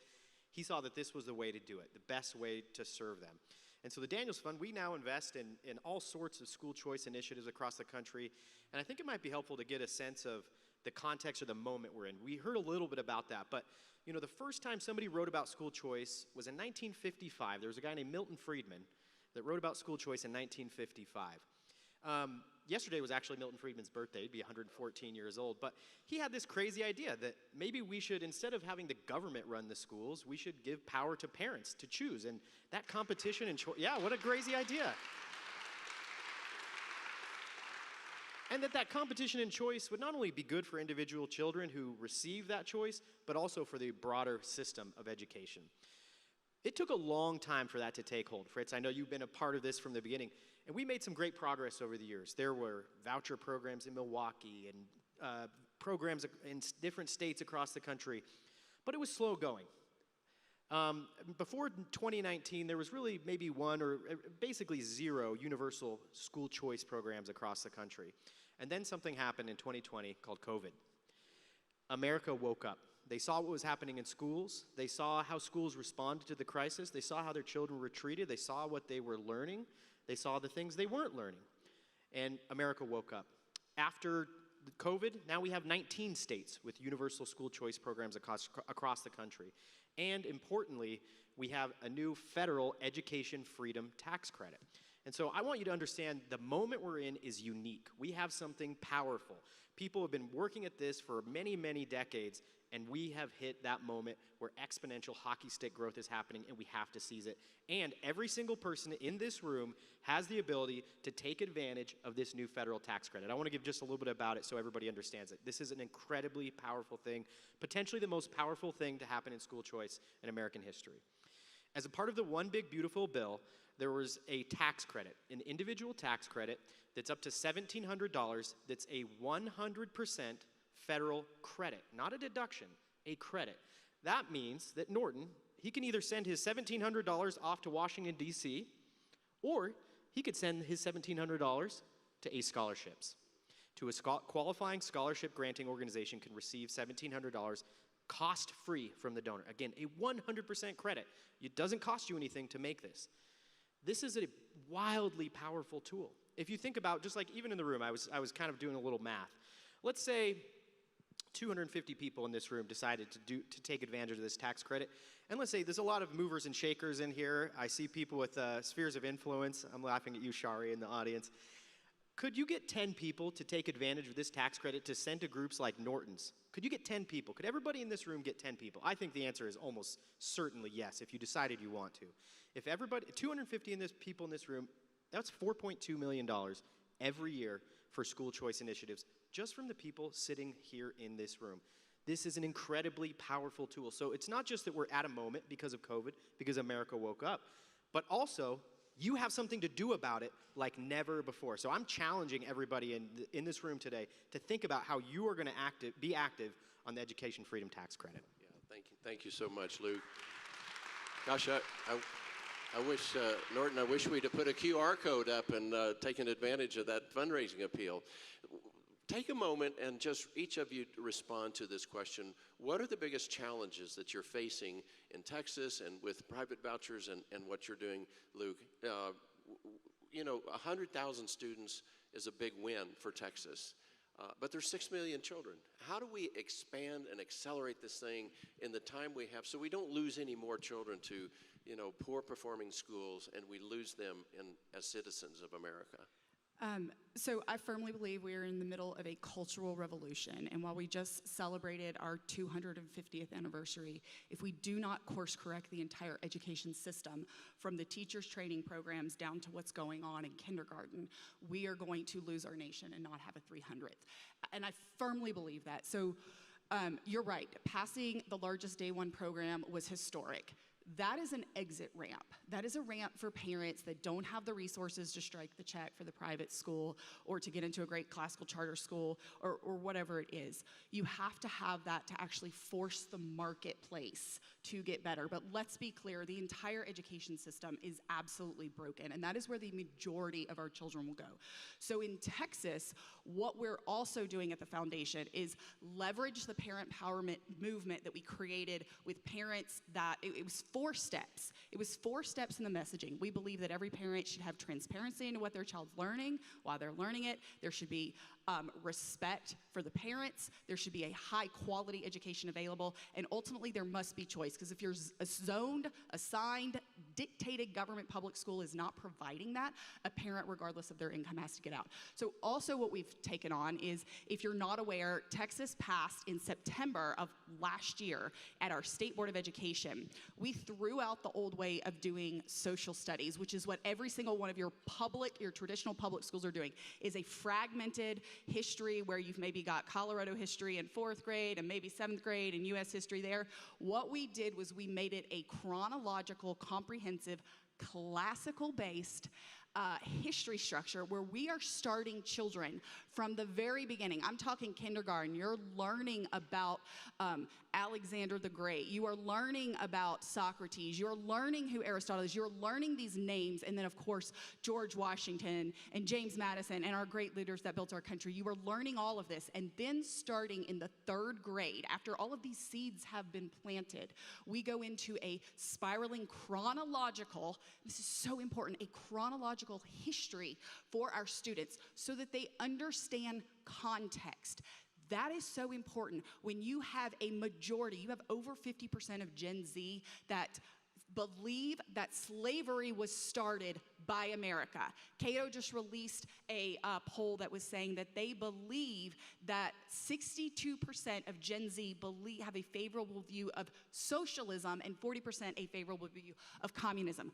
When you are not teaching in context and understand the why and the how and what was going on, they not only don't learn it, which is why less than 20% of the kids on the NAEP scores across the nation are actually proficient in history and social studies in our nation. So they don't learn it, but they don't understand the greatness, the uniqueness of America, why we are so special, why we were able to preserve a constitution that I just listened being talked about for 250 years. When we talk about reigniting the American dream, it's teaching our kids from the time that they are toddling why we're great. And you cannot separate that from the Bible. So we put that in, and then we came back this year, and now we have a mandatory literature list. Every student across the state of Texas will have a common canon, and yes, it includes the Bible.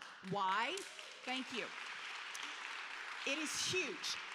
It includes the Bible. The Warren Court in the 60s thought they could create a freedom from religion, but the reality is you cannot separate America from religion. We were founded on the Bible. If you go back to the Declaration of Independence, where God is mentioned 4 times, if you go back to common law, which came out of Blackstone, from commentaries on common law from the UK, that is what our legal system is set up. That's why we have the 10 Commandments in our classroom. This is why our students are going to have to understand who Jonah was and the story of Jonah and the whale, what David and Goliath means and how that can be influenced in your life, why the Beatitudes are so important, and how can you understand Martin Luther King's letters from Birmingham jail if you have not ever read the Sermon on the Mount. You cannot separate history. Texas is leading the way. I encourage Colorado to do this. I encourage the whole country to follow what we're doing. You cannot go through the American education system without understanding our biblical influence. And once we put that back into the schools, we're not saying you have to proselytize. We're not saying you have to worship Jesus, but we are saying you need to know who Jesus of Nazareth is. You cannot teach kids who we are, to love America, to fight for America, and to perpetuate the freedom that America enjoys without understanding the Bible. So that's what we did in Texas. Is there an amen in the house? Norton, how about you? Well, I look at a challenge and also a great opportunity. I'm a half glass full kind of guy here, and here's the deal. About 2 weeks ago on the 4th of July, I wrote an op-ed, and I talked about America's greatness the next 250 years. And we have a major issue in our country right now. As I mentioned earlier, our kids are losing hope more than ever. And to me, it always comes back to the basis of education. I'm looking here on the front row of all these remarkable young adults who likely went to Colorado Christian, and I can see the smiles on your faces. I can see right now the professionalism, and you're the hope of our future in this country. And we need you to stand up, and we need you to recognize that you've been blessed and you've been fortunate to go to a great university. You likely went to great schools in high school, but sadly, too many kids in America are not living the same American dream that you are. My children are blessed as well, too. And I say to my kids every day, we need you to stand up. And that's why the federal tax credit, which Luke talked about, is so significant. You need to be taking advantage of this and making sure every person you know is also taking advantage of this opportunity to redirect your taxes to a program that can make a difference. It all comes back to education and your values. During COVID, we learned something so significant, once again, and that is that parents, when they actually peeled the curtain away and they saw what their kids were learning, they were distraught by that because they recognized that their kids were losing hope. And I see hope here as I look at all you right now. And so let's make sure that we carry forward this dream for America. Let's live out the values and principles of people like Will Armstrong and Senator Bill Armstrong, who were some of the original people involved in ACE scholarships. I remember 25 years ago, your father, Will, he said this is a noble endeavor, and we need to make sure school choice in America explodes. And because of you and great leaders, that's what's occurring in our nation right now. Thank you, Norton. Thank you. I'll be quick. I want to put another line underneath the Education Freedom Tax Credit. Maybe no surprise to you, but it's not just that. It starts January 1, 2027. So it's for next tax year. And again, y'all, this doesn't cost you anything. This is a 100% federal credit. You can decide to set it into the federal government and all the shenanigans up there, or to great groups like ACE. So starting January 1, 2027, go give to ACE scholarships. It'll be simple. You can go right to their website and donate to them. And then I would challenge you again, think about 10. Can you get 10 people? I think the answer is yes. If you just decided you want to, you could get 10. I wanted to put one more thing, and there's probably some business leaders, some folks running companies in the room. Think about payroll deduction. What if all of your employees had the opportunity to check a box, enroll in the federal tax credit, and the IRS right now, I know this for a fact, is working on adjustments to the W-4 form. I know we're getting a little technical here, but the W-4 form where you can notice that tax credit and adjust your withholding on a pay period by pay period basis. So not only do you don't even have to shell out the $1,700 initially. And for those of you running companies, what if everybody in your workforce was donating to this tax credit, and all they had to do was check a box. Their withholding was adjusted, so their net pay stayed the same. This is a no-brainer. The last thing I would say, don't accept the other side's arguments against school choice that this is a zero-sum game. They're wrong. When private school choice programs come online, there's been lots of researchers, as you could imagine. A lot of people, a lot of universities probably would love to just shoot a missile at school choice if they could. So there's been 21 studies, university research studies, that have looked at what happens to the public schools when private school choice programs come online. 20 of them showed a positive result. One showed a neutral result. 20 of the 21 showed a positive result, meaning when kids have access to private school choice, the public schools improve. Do not let the other side tell you that vouchers or private school choice programs are going to hurt public schools. That's a lie. That's an actual lie. Don't accept that as true. Thank you, Luke, and thank you, Norton. Listen, I've got to think that Milton Friedman and Bill Daniels and Bill Armstrong and John Walton would be pleased with where we are in the school choice movement. They wouldn't be satisfied that we've come far enough. We've got a long way to go. But with this young group of leaders that are leading the charge with the passion, the seed that's been put in them, that the spark is in them and leading this charge, I think we've got a lot of hope for the future of education reform and to seeing all parents at some point in our lifetime. That's our goal, that's our passion, and we're believing that that's going to happen. Thank you, Mandy, thank you, Norton, and thank you, Luke, very much.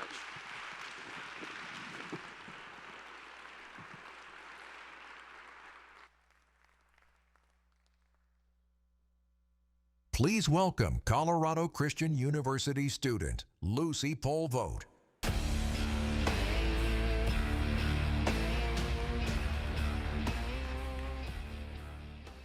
If you have ever listened to our next speaker's podcast or watched her Instagram reels, you know you are in for a treat.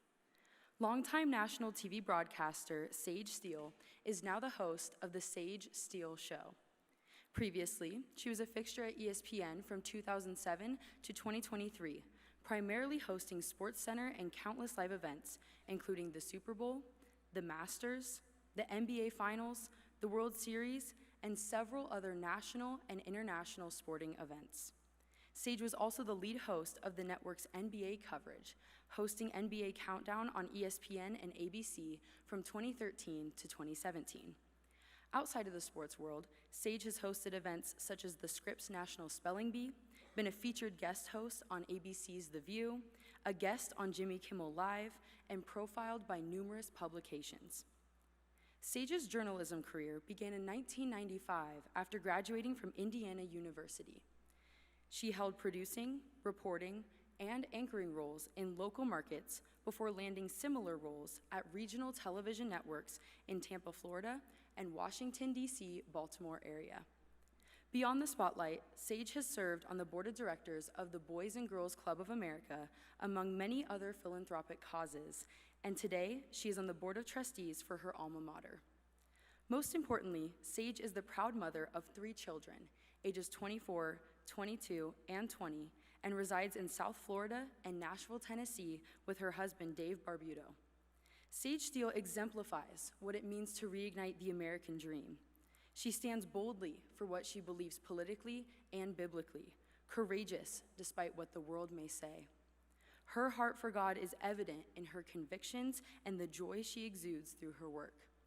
This morning, we have the pleasure of hearing from a strong advocate of the conservative principles we as Americans hold dear.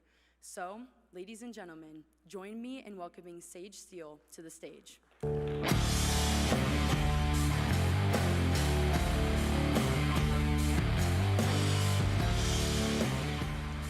Hello, CCU. Let me tell you, Lucy's amazing. If all the students here at CCU are like her, my goodness, I screwed up. I wish my kids had come here. It's too late, and now they're cut off, so maybe grandkids. Thank you so much for having me and for welcoming me. Beautiful campus, by the way. I had never been here. You're very lucky and smart. Listen, I'm glad that you chose to be here today, and I think that word choice is extremely important these days because you didn't have to. It's a beautiful Saturday here in Colorado. I know what I would be doing if I lived here, so you chose to be here, and I think that says so much about you. I thank you for that, especially gosh, the choices over the last couple of years that so many of us have had to make. What a crazy few years, right? People have survived a lot, chosen to survive a lot. I was brought back to it this year, or this week, I should say, watching what was happening in the nation's capital with Dr. Fauci, testifying, right? He didn't say much. And I only bring that up because I do think it's important to never forget and to pay attention to what happened during that time. I think it's probably, I've been inclined to just say, okay, it's over, we're good, onward, right? Yes, and let's not forget about that fear that was intentionally instilled in all of us, affecting us at levels that I don't believe we'll ever fully be able to quantify. So let's remember as we go forward. And also, fear can be a good thing. Once you learn to push through it, what I have learned and what I'd like to share with you today is the beautiful things that can happen when you realize what it is, why it's happening, and then what you choose to do with it. So congrats, especially to you youngsters who had to live an unfair few years there. My daughter, my oldest, wasn't able to go to prom. I mean, there's so many things, rites of passages that us old people got to do that was taken from you. So thank you for choosing to push forward and standing up, standing strong throughout it all. Even today, and what so many people have been talking to you about today, yesterday, et cetera, I'm sure you've all had to make some tough choices so far, right? And even tough conversations with friends and family. Just the choice to be here today, to sign up and come, that is a choice that a lot of young people don't make, and old people, I can tell you that for sure. But why did you decide to push through? Because you knew there's something in you, there's something that you believed in with the conservative movement, and you know what is right. That is important, you cannot forget it. On that note, what is right means everything to me because of this. I am a proud Army brat. My dad, I'm the daughter of a retired Army colonel. He served 23 years, 1970. Thank you.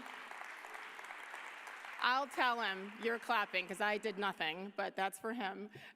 He graduated from West Point in 1970, actually was the first Black to ever play varsity football, broke the color barrier at West Point. He's my hero, he's my why.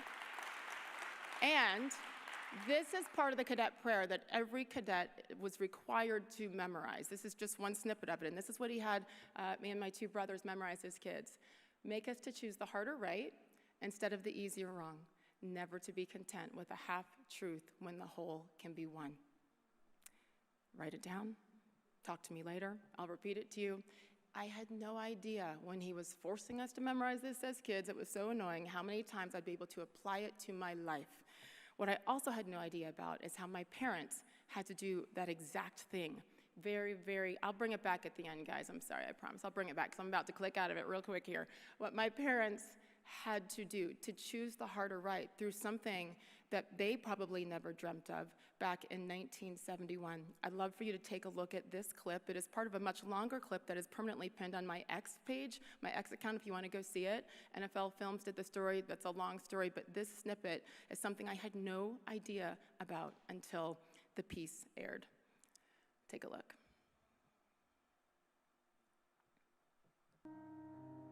We ended up getting married at West Point. We were young and very naive.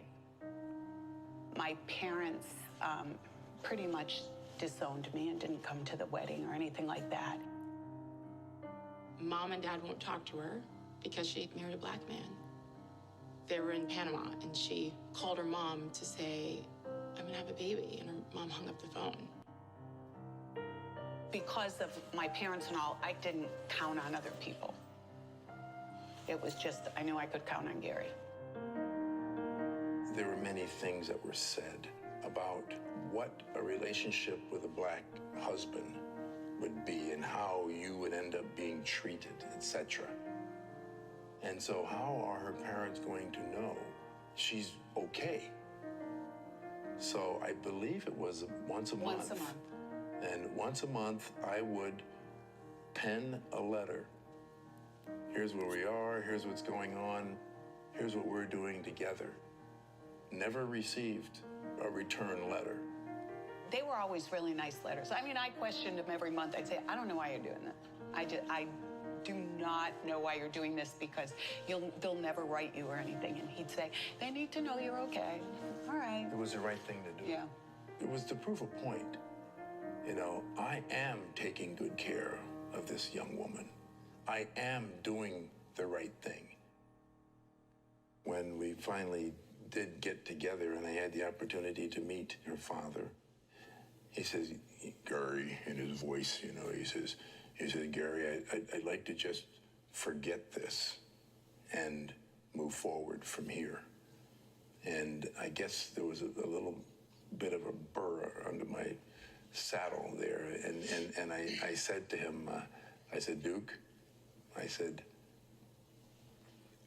I can never forget the last 6 years because I had to live this. But this is day one of our relationship, and we go forward from here. So,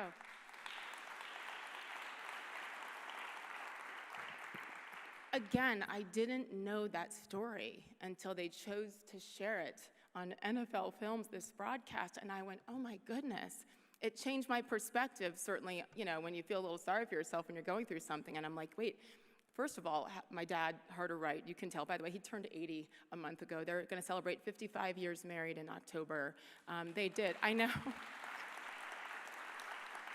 But when I forced myself to go back to that moment, to think about what he had to do, to swallow his pride and try to do the right thing and write those letters, knowing that he'd never get a letter back. How about my mom? At 22 years old, from a tiny town in Massachusetts, where there were no people who looked like her husband, and to have the courage to say, okay, Mom and Dad, you're making me choose between you and this wonderful man? Imagine having to make that choice and then doing it at a very different time in the early 70s, right after interracial marriage was legalized. So I think about the fear she had, and then I'm like, okay, change my perspective on every single thing in life. For example, fast forward to 1992 or 3, I mean, you guys were not even thought of, right? Some of us were. I was a sophomore at Indiana University, and when I say that I had the best time, I swear to you, I wasn't partying, I wasn't doing anything like that, I just had the best time learning to be independent, and I struggled academically. It was not for lack of trying. I didn't skip classes. I went to school. I just had always my whole life had trouble retaining information. And it's fine in high school because I could balance that out. And I could, well, my attendance is good, my class participation is good, my homework is good, my tests are really bad because of the information, lack of retention. But I can push through it in high school. When you're in a class of 500 kids and you're just a social security number long before computers and emails, that doesn't fly. And I ended up having not 1, not 2, but 3 consecutive semesters with a GPA below a 2.0. And after 2 in a row, you're supposed to be kicked out. Somehow, I had 3 and slipped through the cracks until I got a phone call on Christmas break from the dean of the school. Again, no emails, they just called your house, and you hope that your parents didn't pick up. And he said, as soon as you get back on campus, come see me immediately. I'm very disappointed, and he hung up. At that moment, I knew I was busted, and he looked at me, and he shamed me, and he said, you have 1 semester to get it up to a 3.0, or you will be kicked out of this school and all 8 Indiana University campuses around the state. You'll never be allowed to step foot on any of them again. And by the way, you are an embarrassment to this university. Leadership-wise, not sure if that's the best way to lead kids who obviously were struggling. He didn't know my why, though. And I could have taken that, and I say this in hindsight years later, and been angry and mad. I was certainly embarrassed. But what I realized was that the resources were there the whole time. I was embarrassed. I had shame, thinking, I think I'm smart, but what do these numbers say? And then you keep it to yourself. And I was fearful of being judged, fearful of further failure, so I didn't get the help until I was backed into a corner. One example of realizing how fear was actually holding me back, and that was my fault, not his. Secondly, fast forward, I mean, eventually I graduated. It did take 5 years, I'll tell you that. And, oh, by the way, 20 years and 2 days to the day after I graduated from IU, I was back as the commencement speaker at, I know, it's crazy. And I cried on stage, and I mean, there were 8,000 or 9,000 undergrads graduating. It was at the football stadium, 30,000 people, scared to death, biggest speech I made in my life. And I was emotional up there because I realized that it took that ugly, embarrassing, shameful time to get to that point, right? And full circle. So when you're fearful, I mean, don't let your ego and your pride get in the way like I did for so long. It almost was more costly than maybe I would have even been able to overcome. Fast forward when my career began, and I had worked in South Bend, Indiana, and then Indianapolis and Tampa, and to Washington, D.C., and I finally got the job offer that I'd been dreaming of since I was 11 years old. I was 11 when I announced to my parents and my brothers that I was going to be a sports broadcaster. This is in 1983, 1984. So women weren't doing that then. Certainly nobody, even men, didn't look like me, my skin color, doing that job. So it was a big dream, and my parents were so supportive, and they're like, okay, and let's have a backup plan, sweetheart, because the chances of that happening, it's gonna be tough. And through the years, so many ups and downs, and highs and lows, and tears, and victories, et cetera, and memorable moments, and I got the call from ESPN. I was working in Washington, D.C. I had a 21-month-old at home, and I was 8.5 months pregnant with number 2, and went up to do the audition, and I crushed it. That's what happens when you're pregnant and you have babies bouncing on your bladder while you're trying to focus. You don't care, and it was my best audition ever because I had bigger priorities. And I got home, and I got the offer. And does anybody remember Stuart Scott? Booyah, the best, the best. He's a dear friend of mine. He died from cancer 11 and a half years ago, and he was incredible. He believed in me at ESPN long before I believed in myself or anybody else believed in me for that matter. But I had met him prior to working at ESPN, and he pulled me aside. He said, I hear you want to come here. I want to warn you that it is different here for women, and you need to be, and this is again in 2004, you need to be ready, because when you come, you're gonna get eaten alive. People are gonna want your job, and there's not many women who have these roles. So I suggest just be done with that childbearing phase of your life, because, and he was saying it in a very kind way. He was right. Like, it's a different era than it is now. Now, women, I think, have it easy in many ways when it comes to maternity leave compared to how it was in the past. I'm just saying, I'm old school here.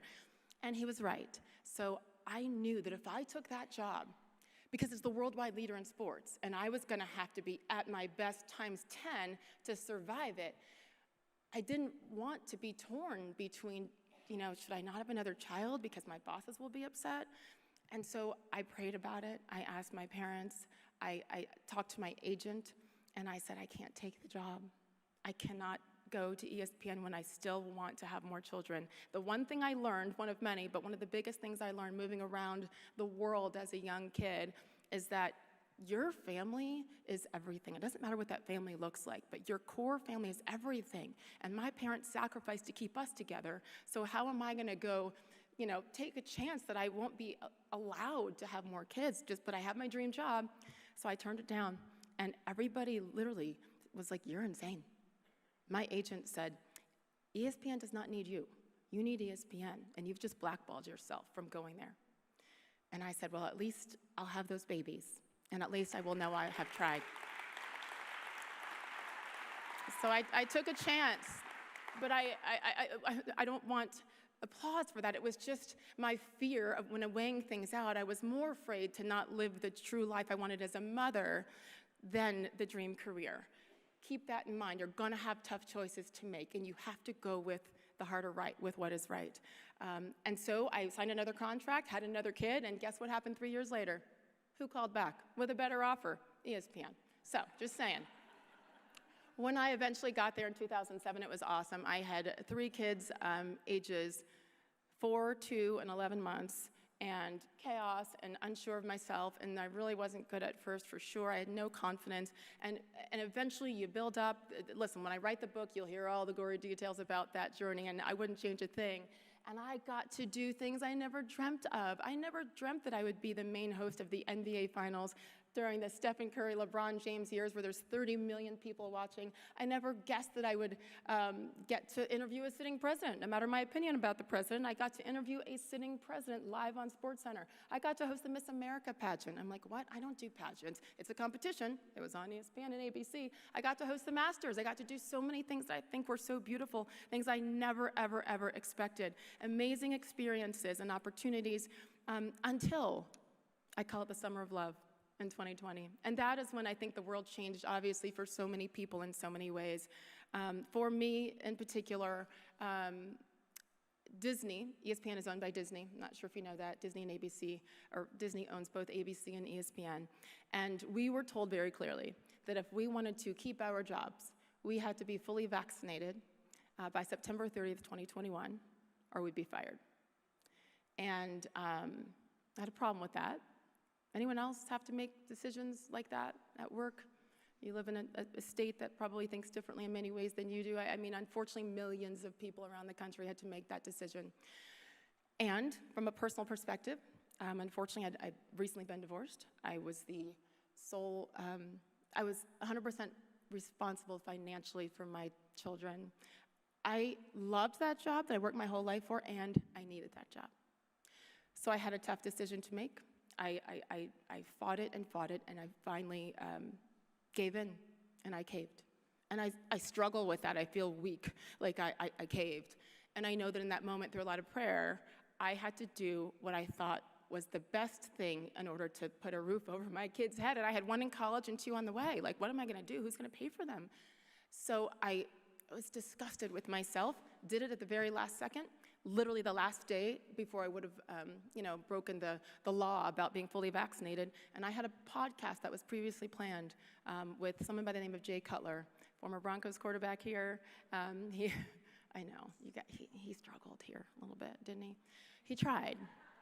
And he had his new podcast, and the publicist was like, hey, he hasn't had a woman on yet. Will you come? I'm like, sure. I probably ripped him on SportsCenter a few times. Let me go be nice. I'll do it. And so I came, and I sat down, and I had a Band-Aid on my shoulder because I had just come from getting that vaccine. And he said, can I ask you about it? And I was like, sure. And when he said, what is that? I said, well, I just came from getting the shot, and I'm struggling with it. And he said, why? I said, and I remember, when you're in television, you know that anytime there's a live microphone, anything you say can and will be used against you in a court of law, for sure, and just be careful. And I was as careful as possible based on my emotions that day and leading up to having to make that decision. And what I said was that I think it is sick and wrong for any employer to force their employee to do something to their body that they are not comfortable doing. I said, but I need my job, and I love my job, and I complied. And that's what I said.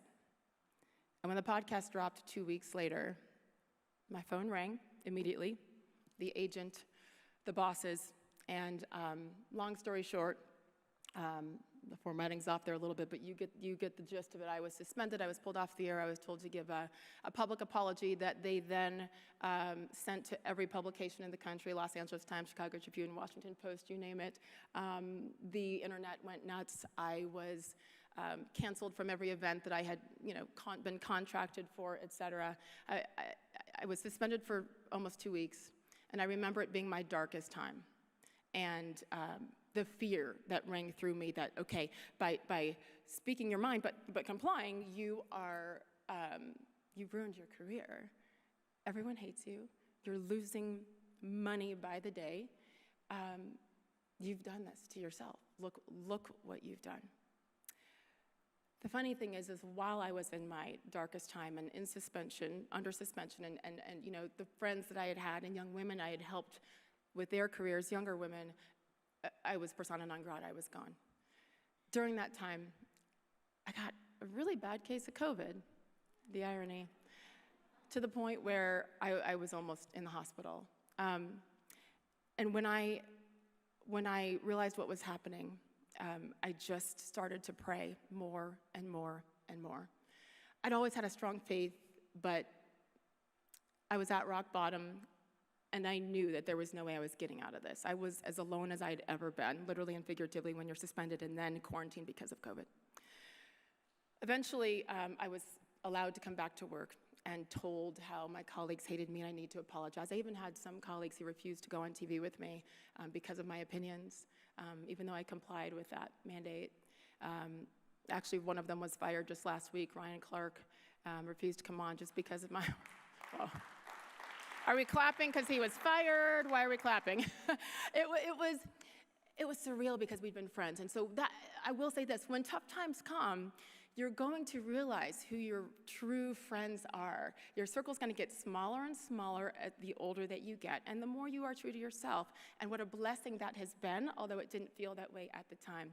When I went back to work from suspension, I was scared to death, and I called my parents on the way to work. Listen, I'm 53. I call my mom and dad every day. Do it as long as you can, and I needed my mom and my dad every day, from the moment I was suspended to the moment I left ESPN, which was 22 months. And when I would call them every day on the way in, they would say a prayer with me. I raised Catholic, and the prayer is St. Michael the Archangel. Look it up if you are interested, because I had never felt more protected in my life than when I would say the prayer in the car after I put on my last bit of mascara to go on TV. I'd never felt more protected after saying that prayer. Protect me from the wickedness and snares of the devil. And there was true darkness and evil in those buildings during that time. It probably still is, but I don't care. I'm not there. I just will never forget going, okay, I can do this. And I can compartmentalize all of it and go on national TV every day for 2 hours and do the job that I loved. The amazing thing is that the deeper I got in my faith, with more and more hatred and more cancellations coming my way, I noticed I was doing the best work of my career. It was crazy how all of that was happening at the same time. So it continued on. What I noticed, unfortunately, was that my colleagues continued to talk about all the things that were on their minds politically. They would go on an NFL show or an NBA show and talk about how upset they were that Roe versus Wade had been overturned and that women of all ages couldn't have abortions on demand. Child sacrifice, another way that we should continue to say it. They could say that on ESPN airwaves. They were allowed to talk about things that had nothing to do with sports on an all-sports channel, the worldwide leader in sports. They were allowed to go on and talk about the alleged Don't Say Gay bill in the state of Florida with no historical facts or context. And so when I looked at my situation where I gave my opinion while complying on an off day on a separate podcast, separating myself from my company, because I do believe as journalists that is our job. Unless you are an opinionist, your job is to report the news or the sports, give the facts, give the interviews, not your opinion. We've obviously gotten away from that.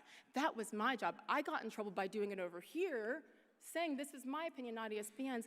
They did it on ESPN airwaves, and that was my problem. It had been years and years of it, and after I witnessed it and lived it and saw the hypocrisy for so long, I decided to file a lawsuit against Disney for basically a violation of the First Amendment. It is not under the constitutional First Amendment with government, et cetera. This is in the state of Connecticut. There's a statute that says you are allowed to express your opinions if you are complying with the rules of the company. And that was me. And because my opinions on a vaccine and a few other things happened to be different from the left-wing narrative of the Walt Disney Company and ESPN, I was suspended and canceled and punished and had to apologize and had events taken away from me for months while my colleagues were celebrated. And that was the line. When I filed that lawsuit, I was shaking, I was scared. It was one of the worst moments because this is the company I loved and dreamt of going to and dreamt of working for. And I was so scared because I knew when you sue your company, you're probably not getting a contract extension. What was I gonna do? Again, having to hang on and raise these 3 kids who are at one point, all 3 were in, last year, all 3 were in college at the same time. How am I gonna afford this? And I prayed and I got on my knees again and again. And the night before the lawsuit dropped, I went to each one of my children and talked to them and said, I'm sorry for what's about to come.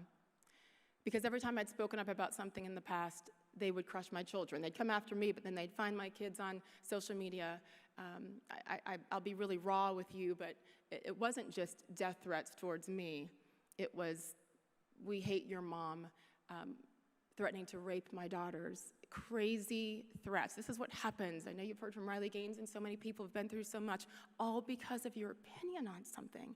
So I apologized ahead of time to my kids and said, you do not have to defend me. But when coaches and teachers and parents, as had been happening, continue to come after you, just calmly say, we all have a right to our own opinion.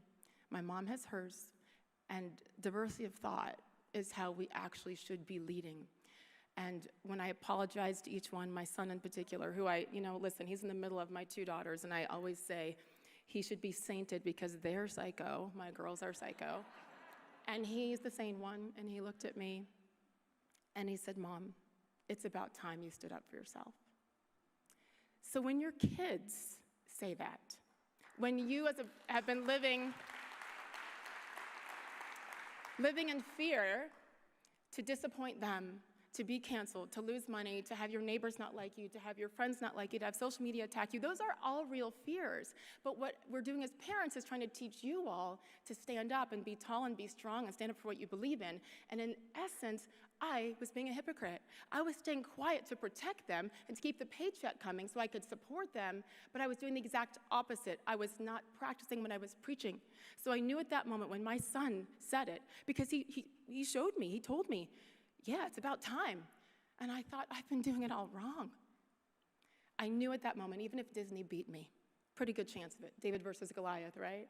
I still would have won because my kids now saw that I was not going to take it anymore. Not just for me, because I knew my career at ESPN was going to be over, but for millions of people who do live in fear.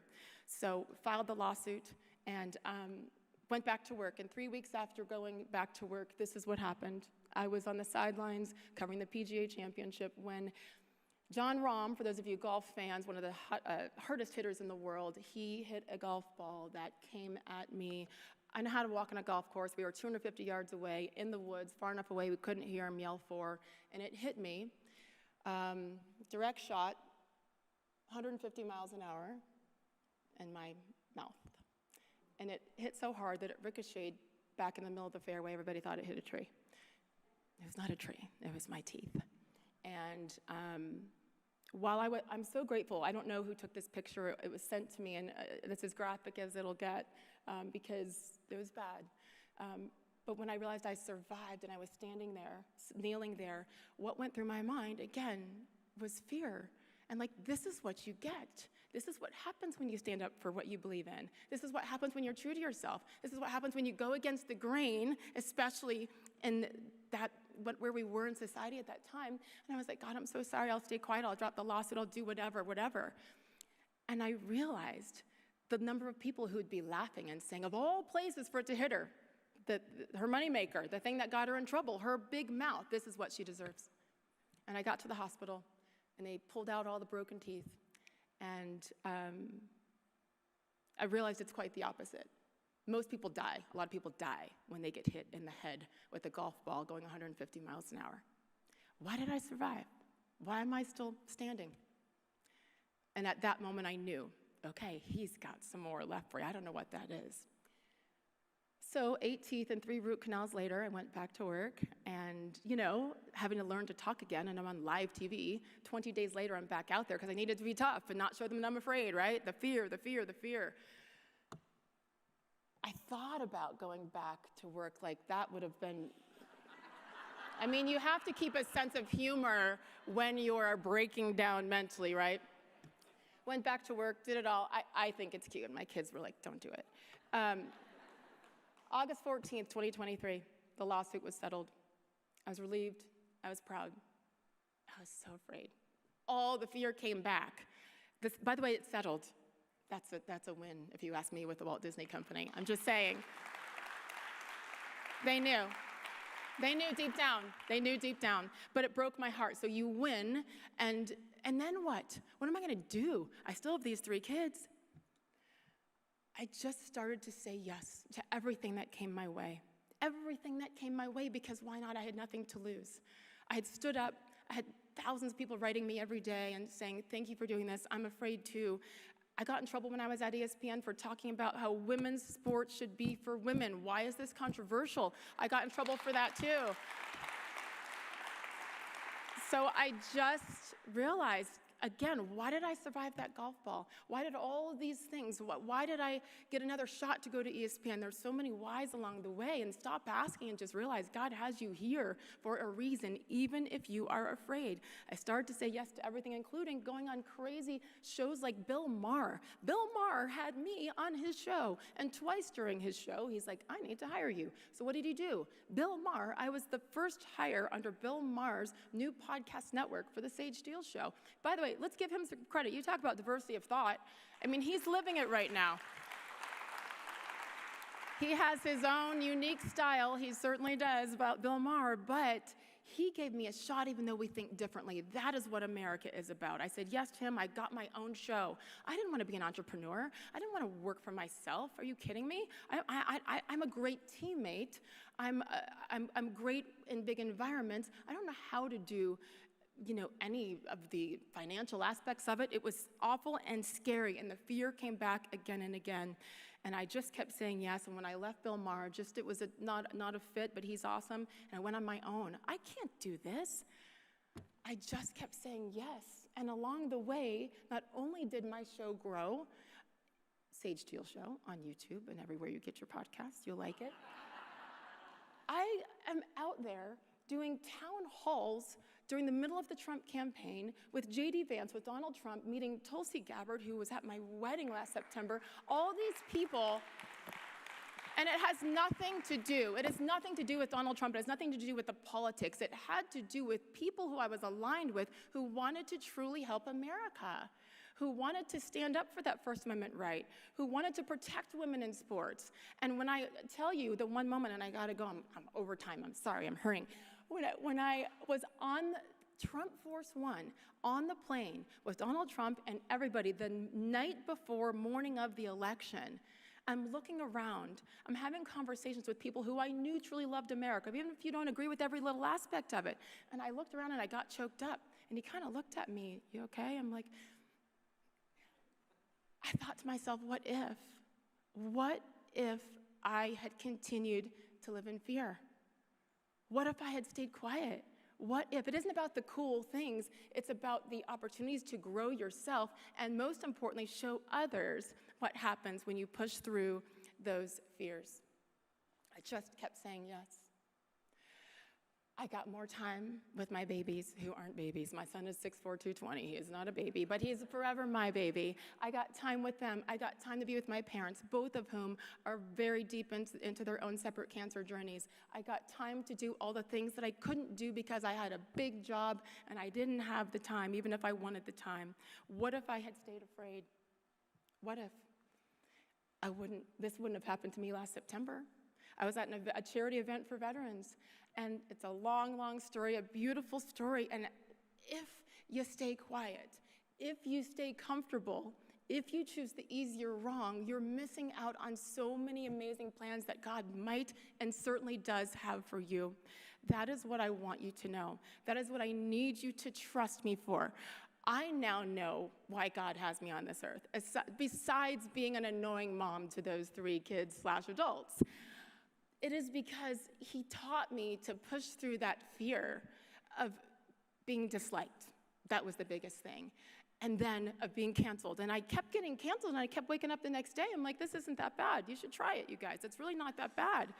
But at the end of the day, there's too much at stake for you to remain silent.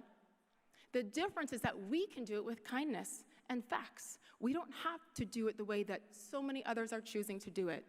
You know it. That's why you are here. One more time.